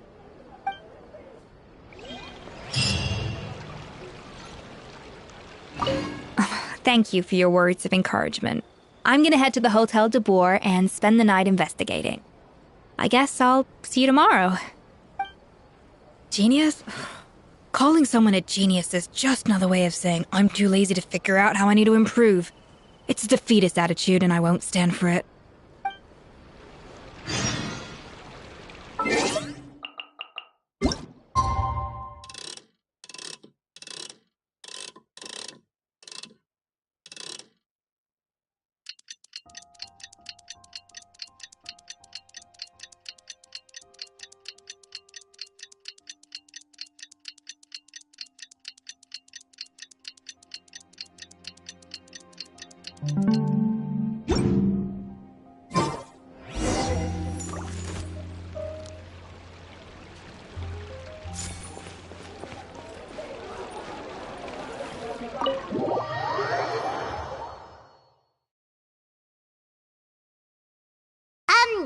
Why are we here so early? Our meeting with Van isn't for a while.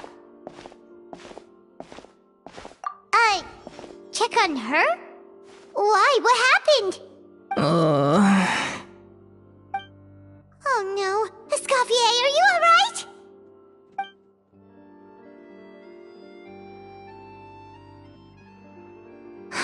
I'm fine. Just need to get some more coffee in me. Huh? What happened to my coffee? Did I really drink it all? Alright. Thanks. I appreciate it. Well, there's cooking facilities here. Or we could just grab a cup of coffee from Cafe Lutece, but either way, hurry!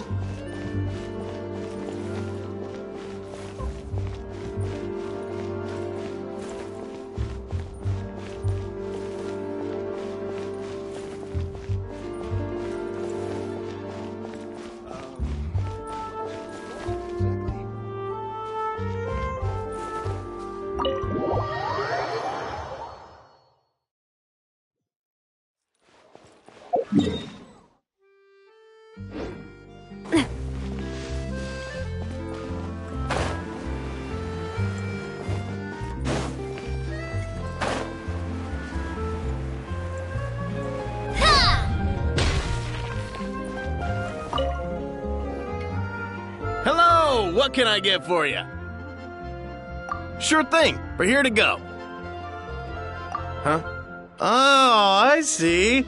First cup of the season. Yeah, I get it. Young people these days do love their little surprises.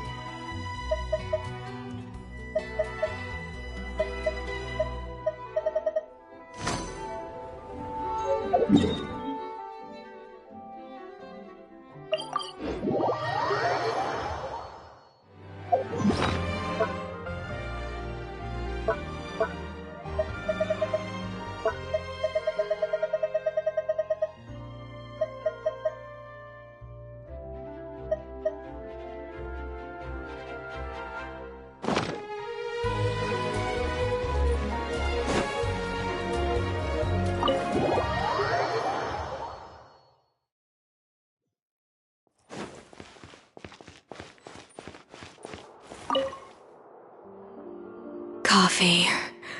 Need coffee.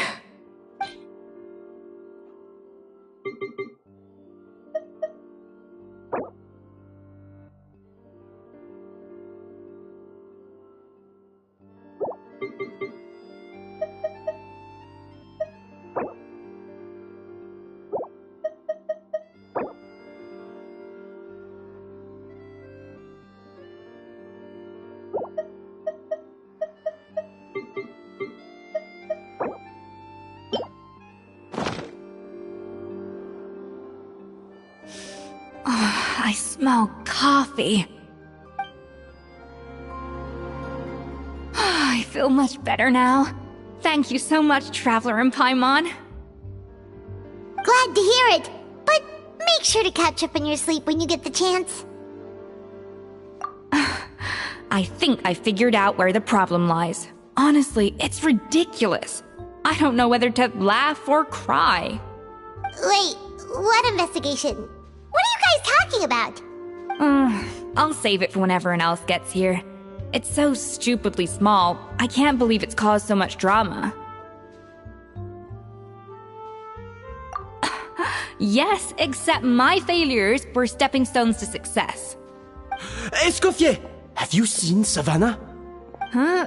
No, not since yesterday. Why? What's wrong? After seeing her home yesterday, we were all a little concerned about how she was doing. So, I dropped by her place early this morning to check on her, only to find an empty house with the doors wide open. I left Alphonse and the others to keep watch at her home, while I checked the Hôtel de Bord. I'm worried something bad might have happened. If she's not here, then where could she be? Boss, Escoffier, bad news. Alphonse? You're supposed to be keeping watch at Savannah's house. We were, but then, just after you left, we found this stuff in her house. Oh, looks like a map with a bunch of random places circled. What does it mean? Wait a second. This feels familiar. I'm sure these places are all connected somehow. Of course, from the Codex. They're all places that Modeste explored on his adventures. Yeah, but I don't understand. The adventure logs in the Codex are too fragmented to be of any use. How come this map shows all the missing details?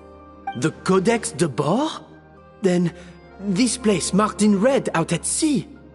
Could that be the fabled birthplace of Gâteau de Bord? Seriously? So now she set her sights on finding the original recipe and beating Escoffier that way? Geez, Savannah. Anything to overcome a Gâteau plateau, huh? Ugh, idiot! Does she have a death wish? Those ruins are thousands of years old. Hold on, there's more. Besides the map, we also found these letters.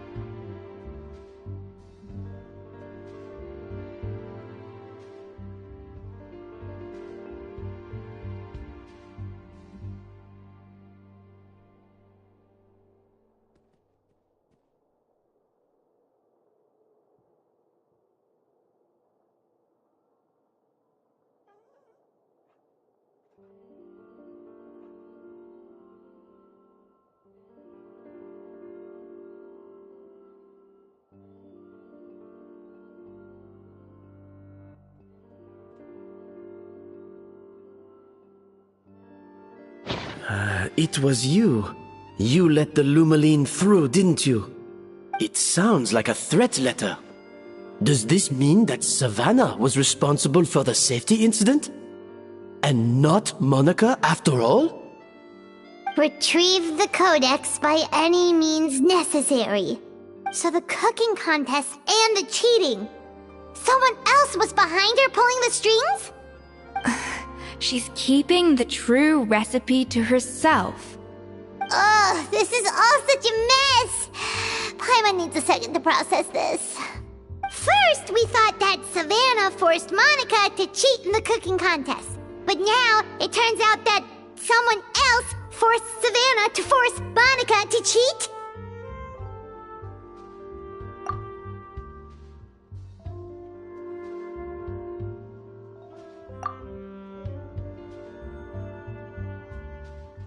You're finally here. Of course. I should have put two and two together as soon as I read your threat letter. The food safety incident, the demand for a cooking contest, the instruction to blackmail Monica, even the suggestion that Escoffier was keeping secrets from me. It was all part of your grand plan, wasn't it, Monica?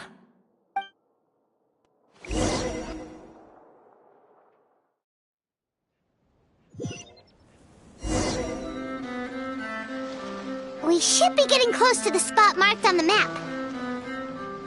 of all the stupid things she's done, this really takes the cake. The moment we find her, I'm gonna curse the living daylights out of her.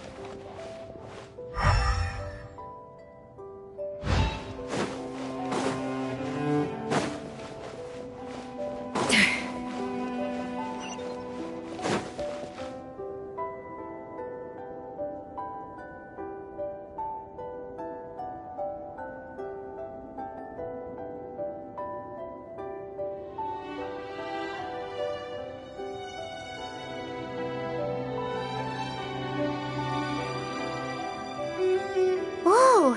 This place looks like an underwater restaurant, doesn't it? Suddenly, the idea of an adventure chef finding secret ingredients makes a whole lot more sense. I think Modest's codex mentioned this place. A public bath from the time of Remoria. So yeah, definitely the kind of place that would have served food and drinks. Huh? Some blubber beasts have come to join the party? How did they get here?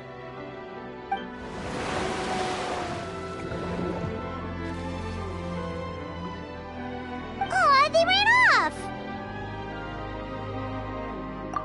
That could be easier said than done. Something's blocking the entrance. Well, did Modeste mention it in his adventure logs by any chance? They must have gotten through somehow. Good point. Yes, that's right. It's coming back to me now. We prepared a banquet for our shy little guests, and as the food flowed away on the current, they broke into a joyous chorus, and the path opened to us. We have to feed the blubber beasts? With what? There's nothing here besides rocks, romaritime flowers, and lumitoile. See, this is why you should always bring snacks. You never know when you're gonna need them. Now we have to head all the way back to shore and grab some. There is no time for that. Romaritime flowers and lumitoile will have to do. They may not look appetizing to us, but who knows? They could be blubber beast delicacies. Wait, we're seriously gonna try this?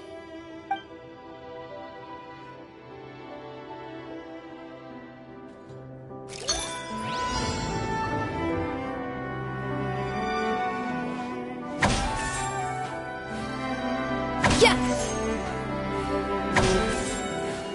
Off to the freezer!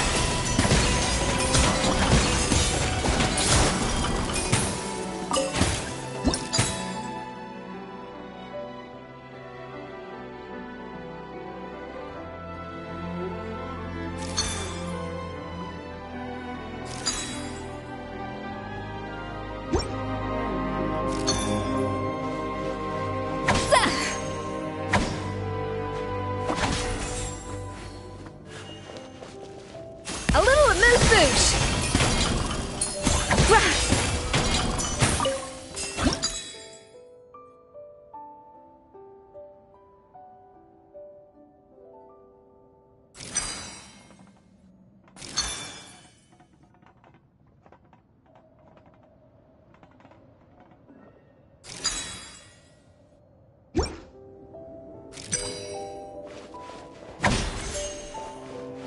Yes!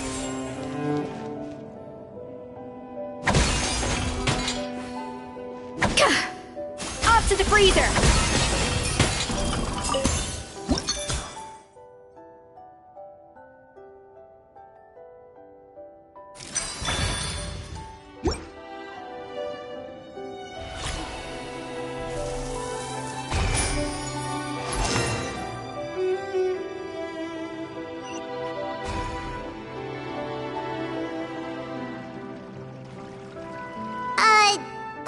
nuts or not, are we sure this stuff is edible? Trust me, they'll love it. Oh, good question. If we try to put them in the pool, we'll probably just scare them off again, and who knows how long they'll be gone. Yes, we can't afford to wait for them to double back. Oh, what was it that Modeste said again? Something about the food flowing away on the current.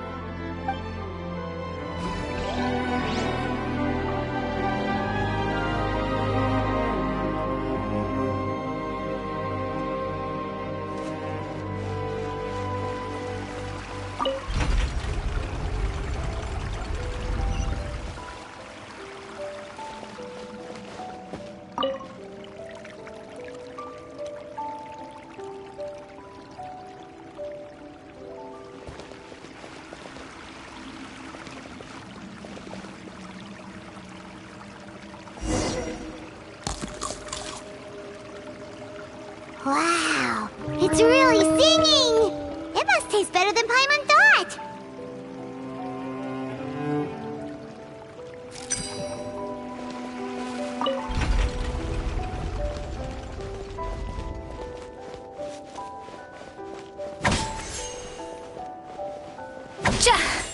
The tracks turned back again. Oh, so annoying.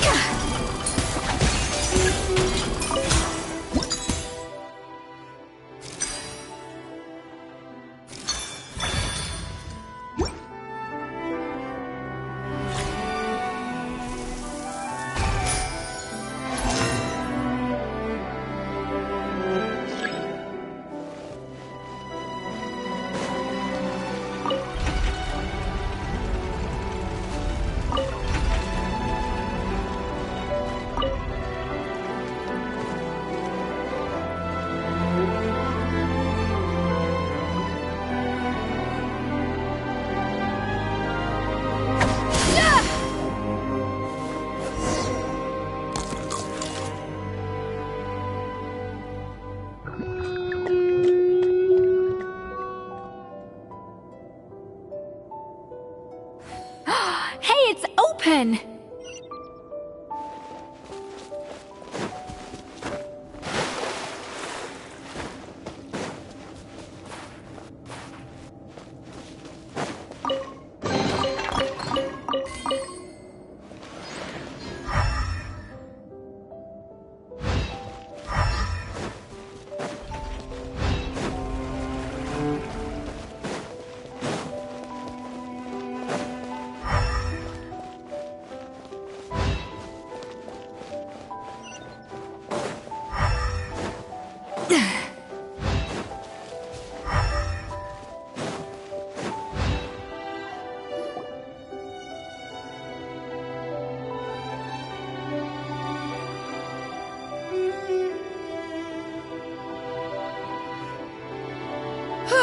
Hey, give me your water. Here. I said your water, the one you just drank out of? Sure.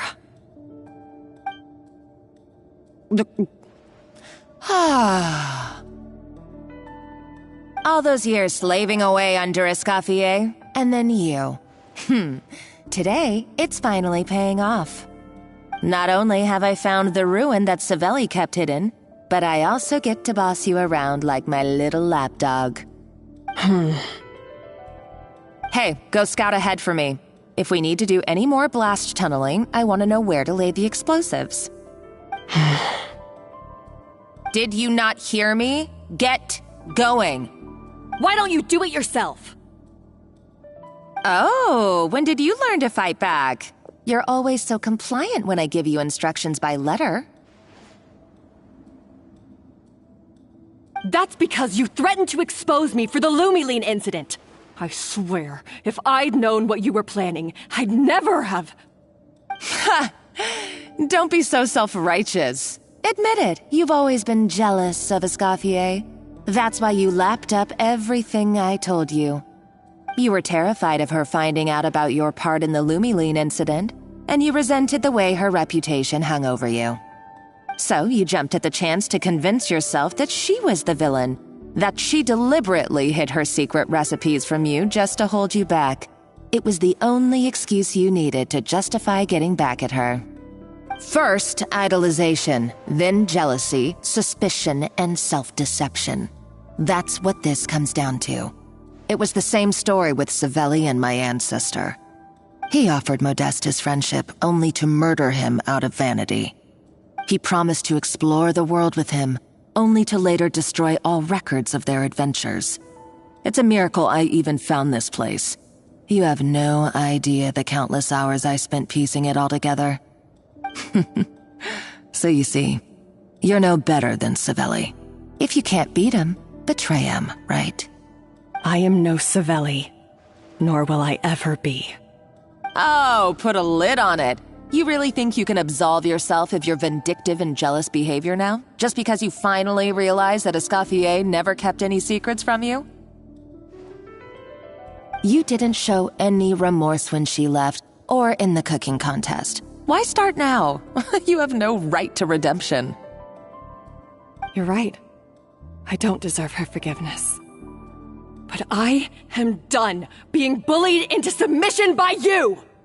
Ooh, feisty. But you should watch your tone. Talking to me like that could get you in big trouble. I somehow doubt that. Since I poisoned both our water bottles. What? Ever since I learned the truth, I've been biding my time, waiting for this moment. You've played me like a fiddle for so long, and now this is payback! But you drank it too! It's what we both deserve. This is the price we must pay for betraying Escoffier. You'll die here with me, Monica! You.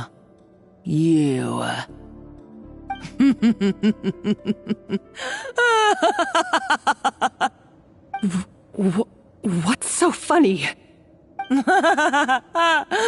Oh, you're too much.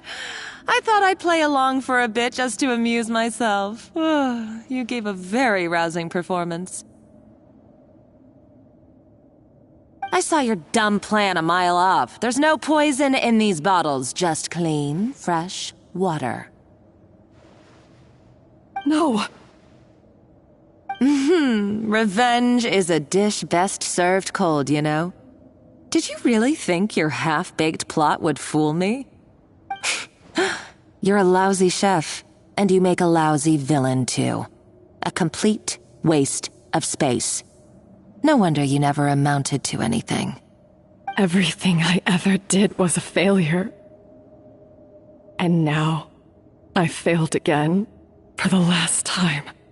Hey, why don't you try your hand at being a comedian in your next life? You got a good laugh out of me. But now the show's over. You should have just done like I asked, Savannah. All I wanted you to do was scout the ruins for me. But you had your chance, and now it's time to say goodbye. Stop right there! Let her go, Monica! We've got you surrounded! Escoffier? Ugh, looks like I'll have to keep you around for a little longer. You can't! Stay back if you want her alive! Escoffier and the Traveler. I can't take you both on in combat, but if you so much as flinch, I can end Savannah's life in a heartbeat. Monica, what are you hoping to achieve by this?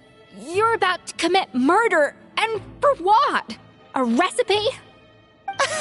A recipe? You chefs are all blinded by your myopic focus on kitchen affairs. Well, some of us actually have bigger fish to fry. Modeste had a secret. The truth behind his so-called genius, the je ne sais quoi factor in his Gâteau de Bourg, and it's right here in these ruins. Are you serious? You're here because of a Gâteau de Bourg obsession? You've gone completely mad! I couldn't care less about the cake itself. No, the real treasure is the secret ingredient that Modeste sourced from these ruins. He and Savelli were fools. A priceless treasure of Remoria in the palms of their hands, and they thought, ooh, this would go great in our cake mix. We're talking about a powerful stimulant that also sharpens the senses. That's no cooking ingredient. It's a groundbreaking drug. That's right, I've done my research. It was a drug that Remoria developed for their war machine. I could make a killing by selling it to the treasure hoarders or the Fatui. Will you listen to yourself? You're completely delusional. My eyes are wide open. Just wait till I get my hands on this treasure. You'll see what a fool you've been.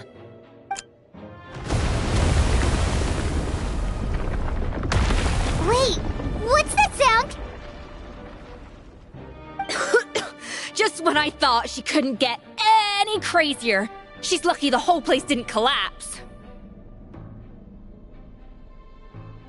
Uh-oh, Savannah's going too! Monica must have taken her. Oh, what a coward. She's only taken her hostage because she knows that she's no match for you. That's true. Even if she finds the treasure, she'll need Savannah alive if she wants to get out of here in one piece. Oh, well, our path's been blocked, so let's look for another route.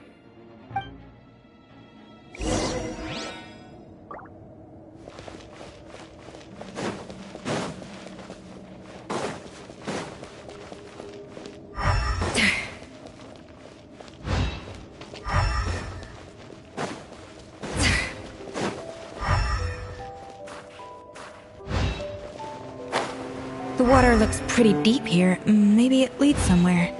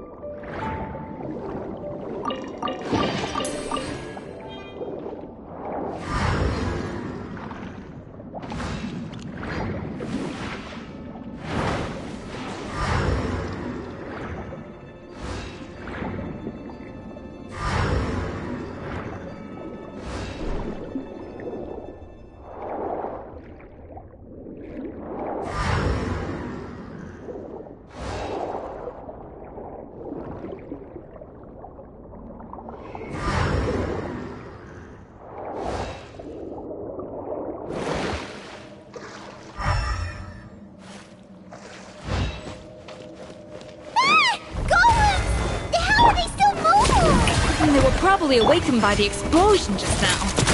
Alright, Knife Skills 101. Time for some rough chopping. Fire, I guess. Fire! Well, with rock. Silence! Our time is beckon.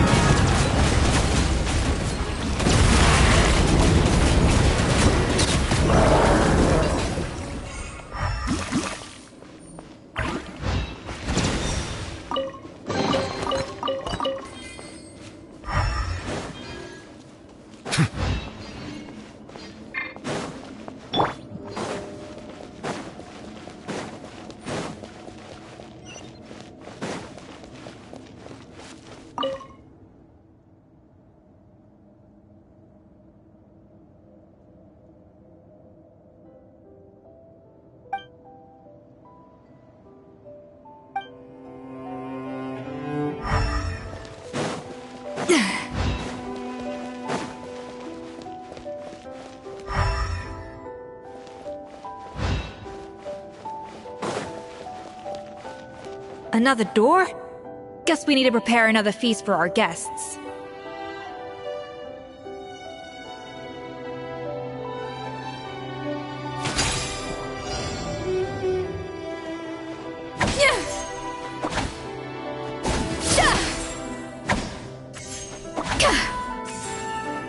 Up to the freezer!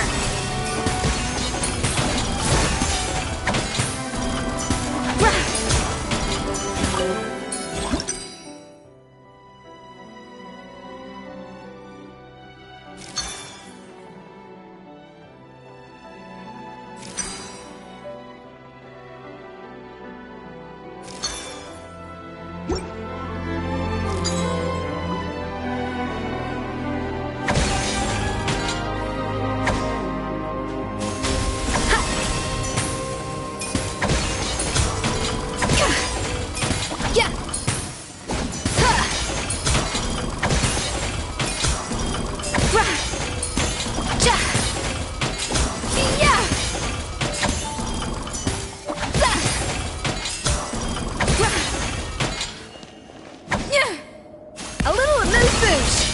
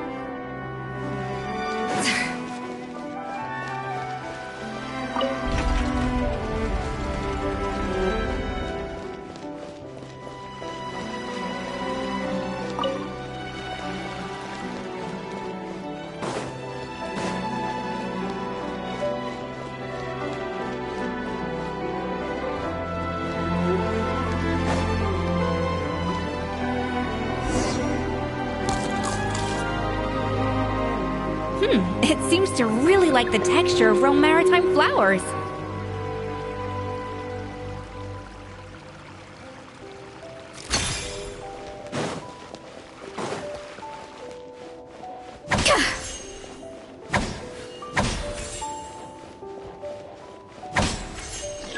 A dash of frosting!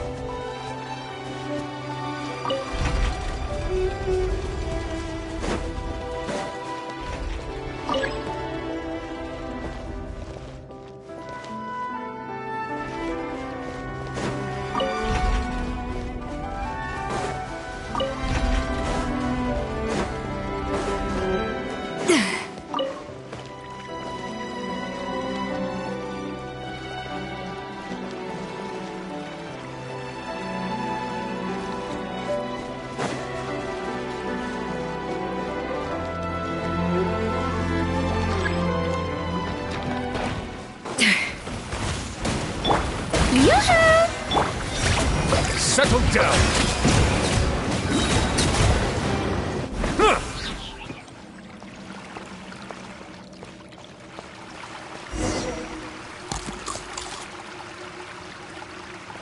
I never knew you could process Lumitwol like that. Alright, I've got to jot this down. Lumitwols and maritime flowers. This could open the door to a whole new world. Yep, that's literally the plan. Wait, hold on. Which door are you talking about?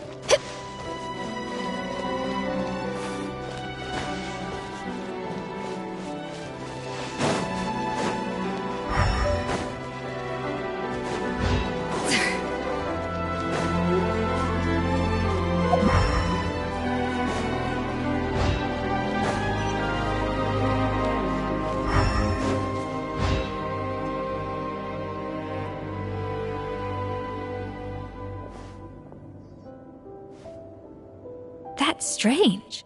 These don't look Romorian to me. More like last century Fontaine. Adventurers from last century Fontaine, huh? Oh, Modeste and Savelli, do you think they camped here? By the looks of it, this was a one-person camp.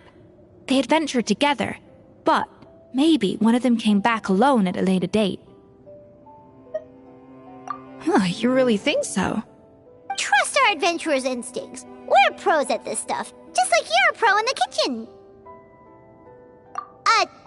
Okay, well, the Traveler has more adventuring experience overall, but Paimon's definitely a pro rummager from all those treasure chests. Darn it! Paimon was just about to show off her rummaging skills! Huh, no kidding. Are all adventurers so obsessed with journaling? I mean, I guess I take a lot of notes when I'm cooking as well, but I thought that was just me. Anyway, let's find out who was here. It's been years since I've last visited these ruins. It's exactly the way I remember it. This place probably hasn't changed in millennia. Sadly, up above, on dry land, everything has changed. The treasure of Remoria. That's what we used to call it. Modeste was right about its potential. It turned Gâteau de Bourg into a national sensation. Our limited stock of the substance meant that the gâteau could only be produced on a small scale, but this only drove up the popularity all the more. Modeste was right about that too. He predicted all of it. He was praised as a genius, while I, as the one person who'd ever disagreed with him, was labeled a talentless fool. Modeste tried his best to console me, but I knew better than anyone just how great the gulf was between us. Our conversations grew scarce, and we saw less and less of each other. I didn't fight it. He had new friends and a career of his own. Why invite further disdain by inserting myself where I did not belong? I told myself that maybe one day, when I finally created a masterpiece of my own, I'd be able to face him without shame. Or maybe one day, when I've put these feelings of self-loathing behind me, I'd be able to ask him with a smile on my face, how about we go on one more adventure, for old time's sake? Unfortunately, that day will never come. So it was Savelli. From the sounds of it, he came back after Modeste had already died. I always thought it was just a legend. But if it's true, then this must be the place where they found their secret ingredient, the birthplace of Gâteau de Bourg. In that case, what does that say about the death of Modeste? If it's all true, maybe Savelli really did have something to do with it. The taste of Gâteau de Bourg has changed. Modeste was convinced of this, even though everyone swore they couldn't tell. Being the perfectionist that he was, he refused to accept even the slightest flaw in his work. He stopped all sales of the product, locked himself away in the kitchen, and worked day and night, vowing to find out where he had gone wrong. But as he baked and taste tested over and over again, he found he only strayed further and further from the original taste. It was only when he was sipping on coffee one day and realized he could not taste the bitterness that the truth finally dawned on him. What had changed was not the gâteau, but his sense of taste. The treasure of Remoria stimulates the senses, taste included, and invigorates the spirit. In the short term, it offers people the ultimate gourmet experience, but in the long term, it dulls their senses entirely. In hindsight, it made perfect sense. After all, why would a culture that sought liberation from the constraints of their bodies care for the loss of their senses? But we realized it too late. We were just too late. Over the course of his many culinary experiments, Modeste exhausted the remaining supply of the treasure of Remoria. He consumed it all himself. The finest culinary talent of his generation now faced a future in which he would never be able to taste anything ever again. Finally, in despair, he took his own life.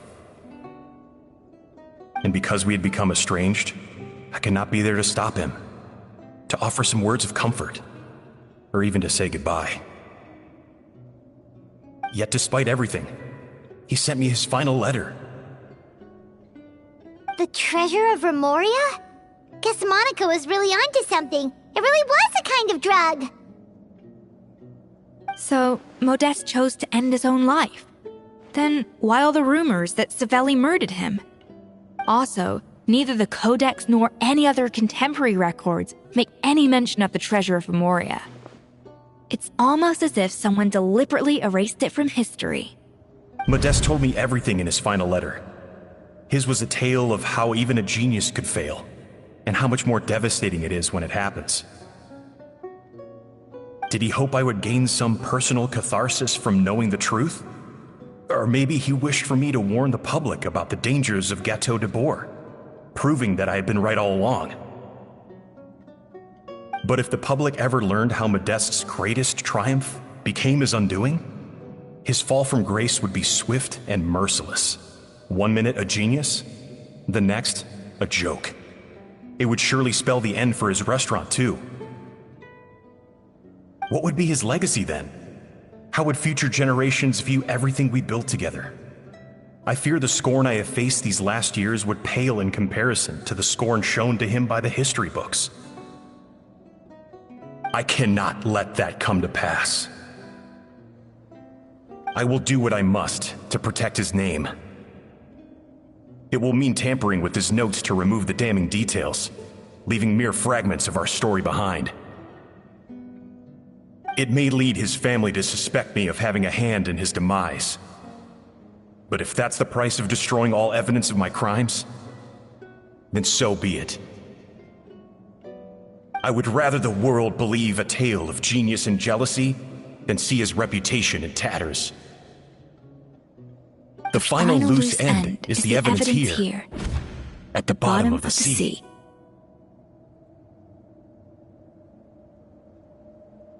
Huh? What's wrong? Didn't we say Savannah should be safe for now? So we thought, but if Monica finds out what happened to the treasure, there's no telling what she might do.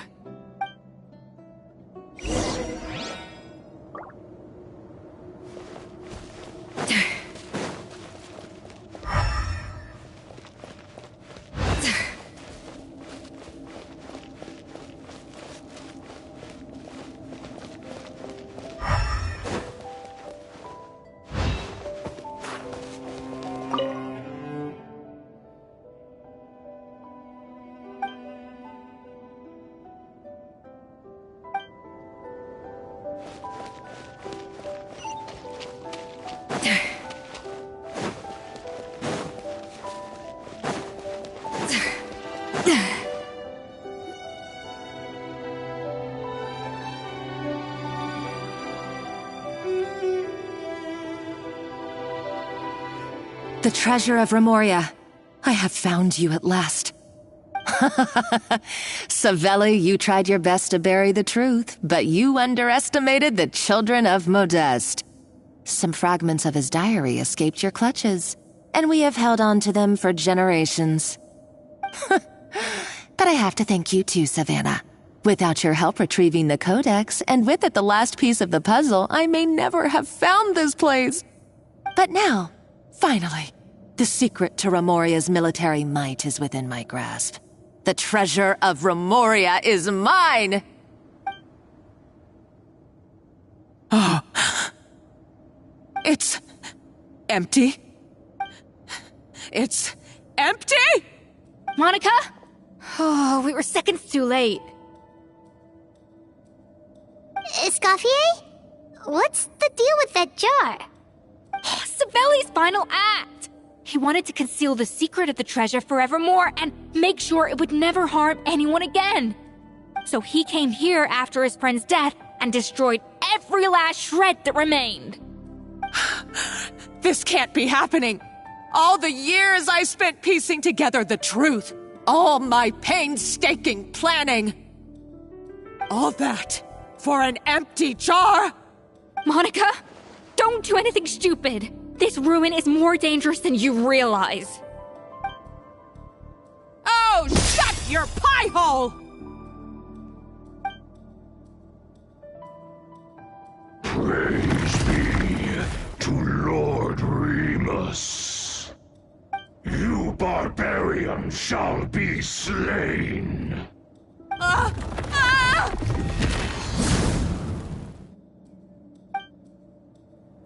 She's a nutcase! A liability to herself and everyone else!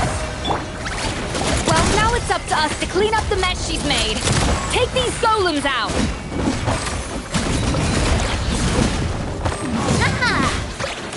Umbrella warfare, I guess! Let the world collide! Off to the freezer! Silence!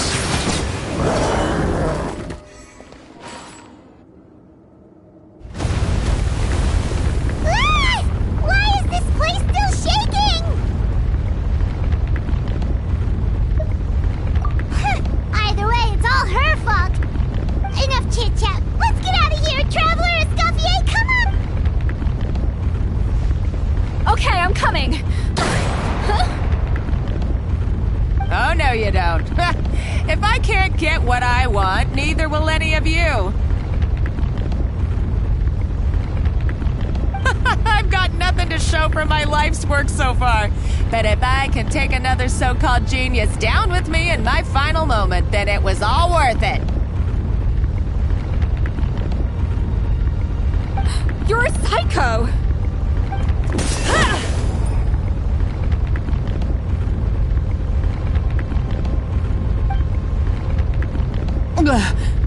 Savannah?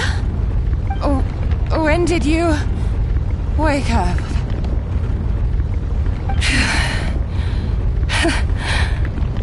I may be a lousy chef, but it looks like I'm not a complete waste of space. Traveler? Okay, let's go!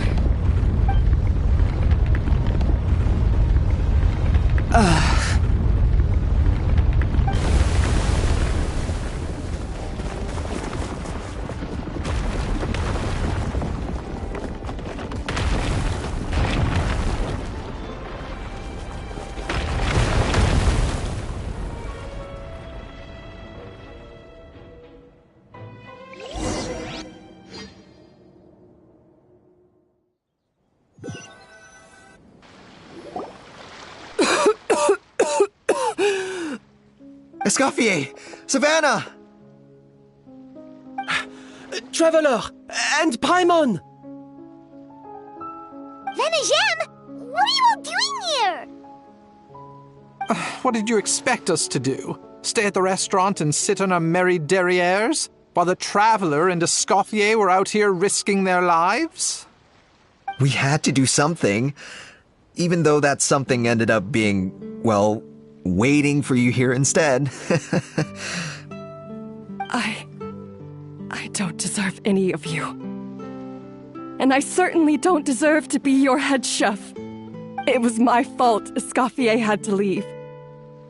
Then I couldn't live up to her standards. I acted like a tyrant in the kitchen. And now I almost got myself killed. Come back, Escoffier. Come and be our head chef again. I'll never be able to replace you. Okay, so everything I said to you the day I left, it just went in one ear and out the other? Huh? Sorry, I was kinda in my own head at the time. All I could think about was the Lumiline situation. What was it you said again? Forget it. It doesn't matter. Anyway, I didn't leave this job because of you. And you're not nearly as awful a chef as you think. If you were that bad, why would all your staff show up here for you? Escoffier's right. Sure, you nitpick our work and get us to do things over a lot. But when it comes down to it, you're the one who's always doing whatever it takes to make sure the customers get served on time, every time. Things were pretty rough after Escoffier left, and Savannah's the only reason we've been able to make it through. Our customers know that Escoffier doesn't work for us anymore. But the fact is, they keep coming back. If that's not an endorsement of your work, I don't know what is. At the end of the day, we're all human, and we all make mistakes. All we can do is recognize where we get it wrong and do our best to improve. That's all that's humanly possible. No, I get what you're saying, but what I did to Firmin and to Escoffier, it's unforgivable. Well, about that, there's someone else here to see you, Chef. It's been a while, Chef Savannah. Firmin? I'm so sorry. I put far too much pressure on you. And the way I stubbornly refused to go and see you after you fell ill. There's no excuse. But I'm too late, aren't I? The damage is done. I heard that you can't even hold a kitchen knife anymore. Actually, I think I'm going to be just fine. Huh? We thought Firmin's problem was purely psychological in nature. But after the threat letter came to light, it got Firmin thinking. And then he remembered the tea that Monica used to give him every night. And as it turns out, she was lacing it with Lumiline the whole time. No way! Doesn't that cause nerve damage? It can. High doses pose a risk of serious nervous and sensory complications. But if you calculate the dosage carefully, you can control the extent of its effects. A small dose might simply make a person more emotional, whether that mean more fragile or more hot-tempered. No wonder it seemed like you'd lost your edge. I asked my friends at the Fontaine Research Institute about it. They said that with the low dose I was taking, the risks are pretty small. They also fixed me up with some meds and said I should recover in no time. Well, that's what happens when you give someone a little bit of hope to cling on to. There's more. We believe that Firmin was likely not Monica's only victim. You mean she poisoned me too? Oh, so that's why Savannah's been so irritable this whole time. Let's not be too quick to blame everything on the Lumiline. That stuff can only amplify what's already there. So tasty food will seem like the most delicious thing in the world, while food you don't particularly care for will become utterly revolting. So you better make sure you reflect on your behavior and apologize to every single person you've wronged. I will. I'm sorry. There's still one question that's really bugging me. Why is it that no matter what I do, my Gâteau de Bourg never tastes the same as yours? Is it just... is it because you're a genius and I'm not? It's because the heating element in your oven is broken you silly goose. What? I felt like something was off during the cooking contest. Once I got around to checking all the equipment, I noticed it right away. There was a half-degree discrepancy between the temperature setting and the actual temperature. All the ovens in the whole kitchen had the same problem, which confused me at the time, but by this point, it's pretty obvious that Monica must have tampered with them. I would have figured it out the day of the bake-off, since the issue affected both our teams. But of course, Monica sabotaged mine so that could never happen. No. I spent so long trying to find out where I was going wrong, and then you pinpoint the problem in just one night? It all comes back to one simple, undeniable truth. You're a genius, and I'm just plain old Savannah. Oh, cut it out! Stop the woe is me act for a second and just think. I came up with this recipe. You don't think that might have something to do with it? Do you know how long I spent perfecting my Gâteau de Bourg? 3 years! 3 whole years! I know this dish inside out, back to front and upside down. And you've been head chef now for what, 6 months? If that? A couple hundred failed attempts, and you're gonna throw in the kitchen towel and declare you'll never be successful because you're not a genius. You clearly have no idea how many kitchen failures I've had under my belt, or just how long it took me to finally get my recipe to a level I was satisfied with. Genius or not, everyone makes mistakes. Modeste did, Savelli did, everyone does. You're only a lousy chef if you don't face up to your mistakes, learn from them, and then keep chipping away until you crack the problem once and for all. Surely you haven't forgotten all that. You were no lousy chef back when I handed you the reins. I haven't forgotten. And I'll make sure I never do. That's our head chef. Ha ha! Sounds like we won't need another changing of the guard in the Hôtel de Bord kitchen anytime soon. Huzzah! Aw, what a perfect ending to a crazy journey. Look how happy everyone is. So you got your mojo back now? Yeah. Thanks to you, Escoffier. In fact, no. Thanks to all of you. Aw, friends again. So nice to see them finally settle their beef. Good. So now that's out of the way. It's time for payback. You cheated in our last bake-off, and I demand a rematch right now. Huh?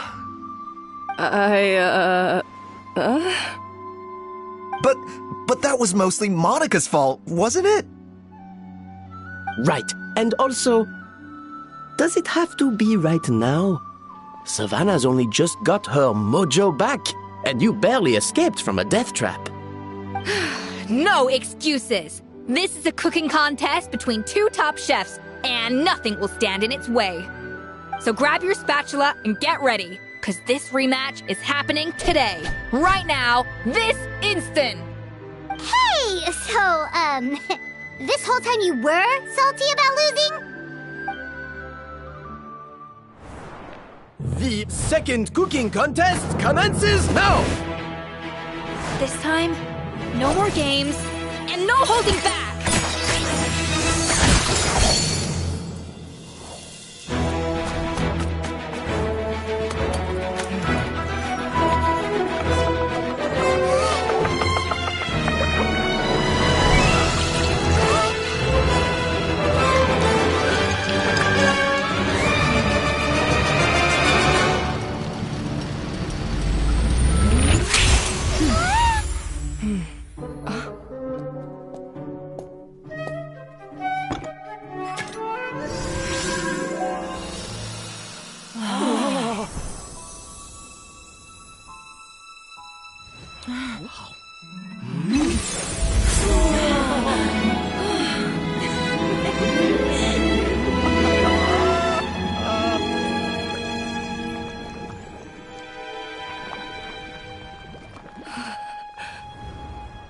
I feel like I don't have the right to be here.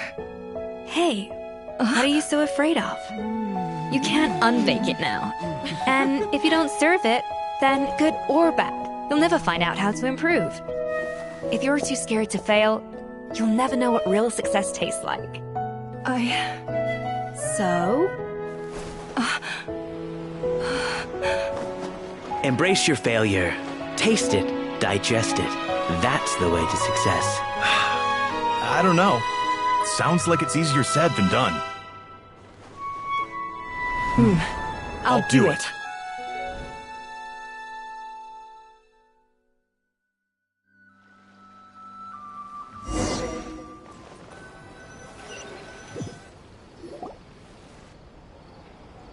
The results are in! A landslide victory for Escoffier! Quite rightly, too. Piece of cake.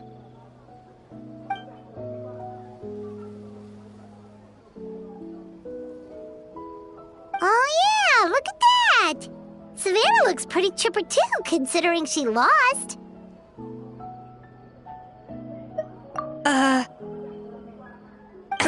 Now, where were we? Yes. Do you have any more questions for me after everything that's happened? I thought Navia would have filled you in. And actually, I said all this to Savannah before I left. Although, as we saw, I don't think any of it sank in. I had 2 reasons for leaving. One was the food safety incident, of course, but the other was that the Hotel de Boer had reached a point where it didn't need me anymore. So I decided to step down and look for new opportunities to improve myself. Improve how? Well, a while back, I got to know a fellow chef from Liyue, and in her, I saw so many new possibilities. She has that same adventurous spirit that Modeste and Sibeli had in their youth. Slime mucus, lizard tails. With her, nothing's off the table. There's a whole world of new flavors out there waiting to be explored, hiding away in ingredients we overlook. Case in point, remember those Romaritime flowers down in the ruins? I used them in the cooking contest just now. Did you taste the difference? What? Paimon didn't notice at all. Half of the art of cooking is dissecting the recipes of previous chefs and figuring out the exact constellation of elements that gave their work its signature taste. And the other half, it lies in freeing yourself from the confines of the kitchen. You've got to go out and explore the endless possibilities out there. Uh-oh. Paimon's suddenly not sure she wants to try your cooking anymore. Hey! Don't worry, it's not going to be a free-for-all like in Modeste's time.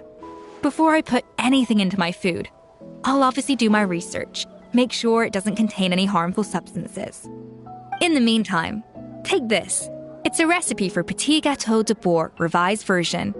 I tweaked it to suit your needs as busy adventurers. Hope you enjoy, and remember, feedback is always welcome. All right! So, do you ever see yourself returning to Hotel de Boer? Oh, of course. I've already promised Vanishem that I'll come back every once in a while to make sure the quality of the food remains at an acceptable level. You know, Paimon's still a little disappointed that we never got to see the treasure of Remoria. Surely Monica wouldn't have gotten drawn in so deeply if it wasn't for all the mystery surrounding the original Gâteau de Boer. She practically dedicated her life to finding the lost pieces of Modeste's diary. Then went to all that trouble to infiltrate the Hotel de Boer. And in the end, it was all for nothing. Since you mentioned the treasure, between Modeste's writings and what we saw in those ruins, I think I may have figured out the truth.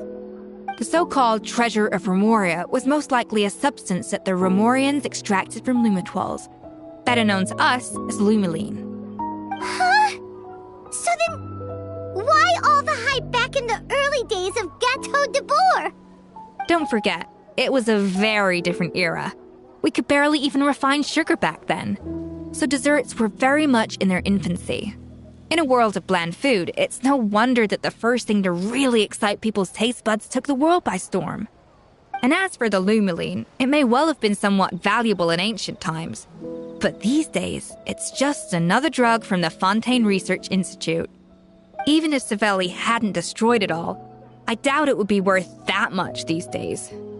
So after all that, there was nothing in those ruins but worthless junk. Feels strange to say it, but Paimon almost feels sorry for Monica. She sacrificed it all only to get nothing in return. Hey! Huh? Navia? You just got back from that underwater ruin, right? Well, check it out. They ran a special issue. Did you see anything like this down there? Freshly unearthed from the ruins of Rumoria. A magnificent jar thought to be over 1,000 years old. Experts say it has immense artistic and historical value. It could be worth an absolute fortune. Wait! Isn't that the jar they used to hold the treasure? If only it was still in one piece. Some butterfingers must have dropped it or something. Ugh, it's such a shame.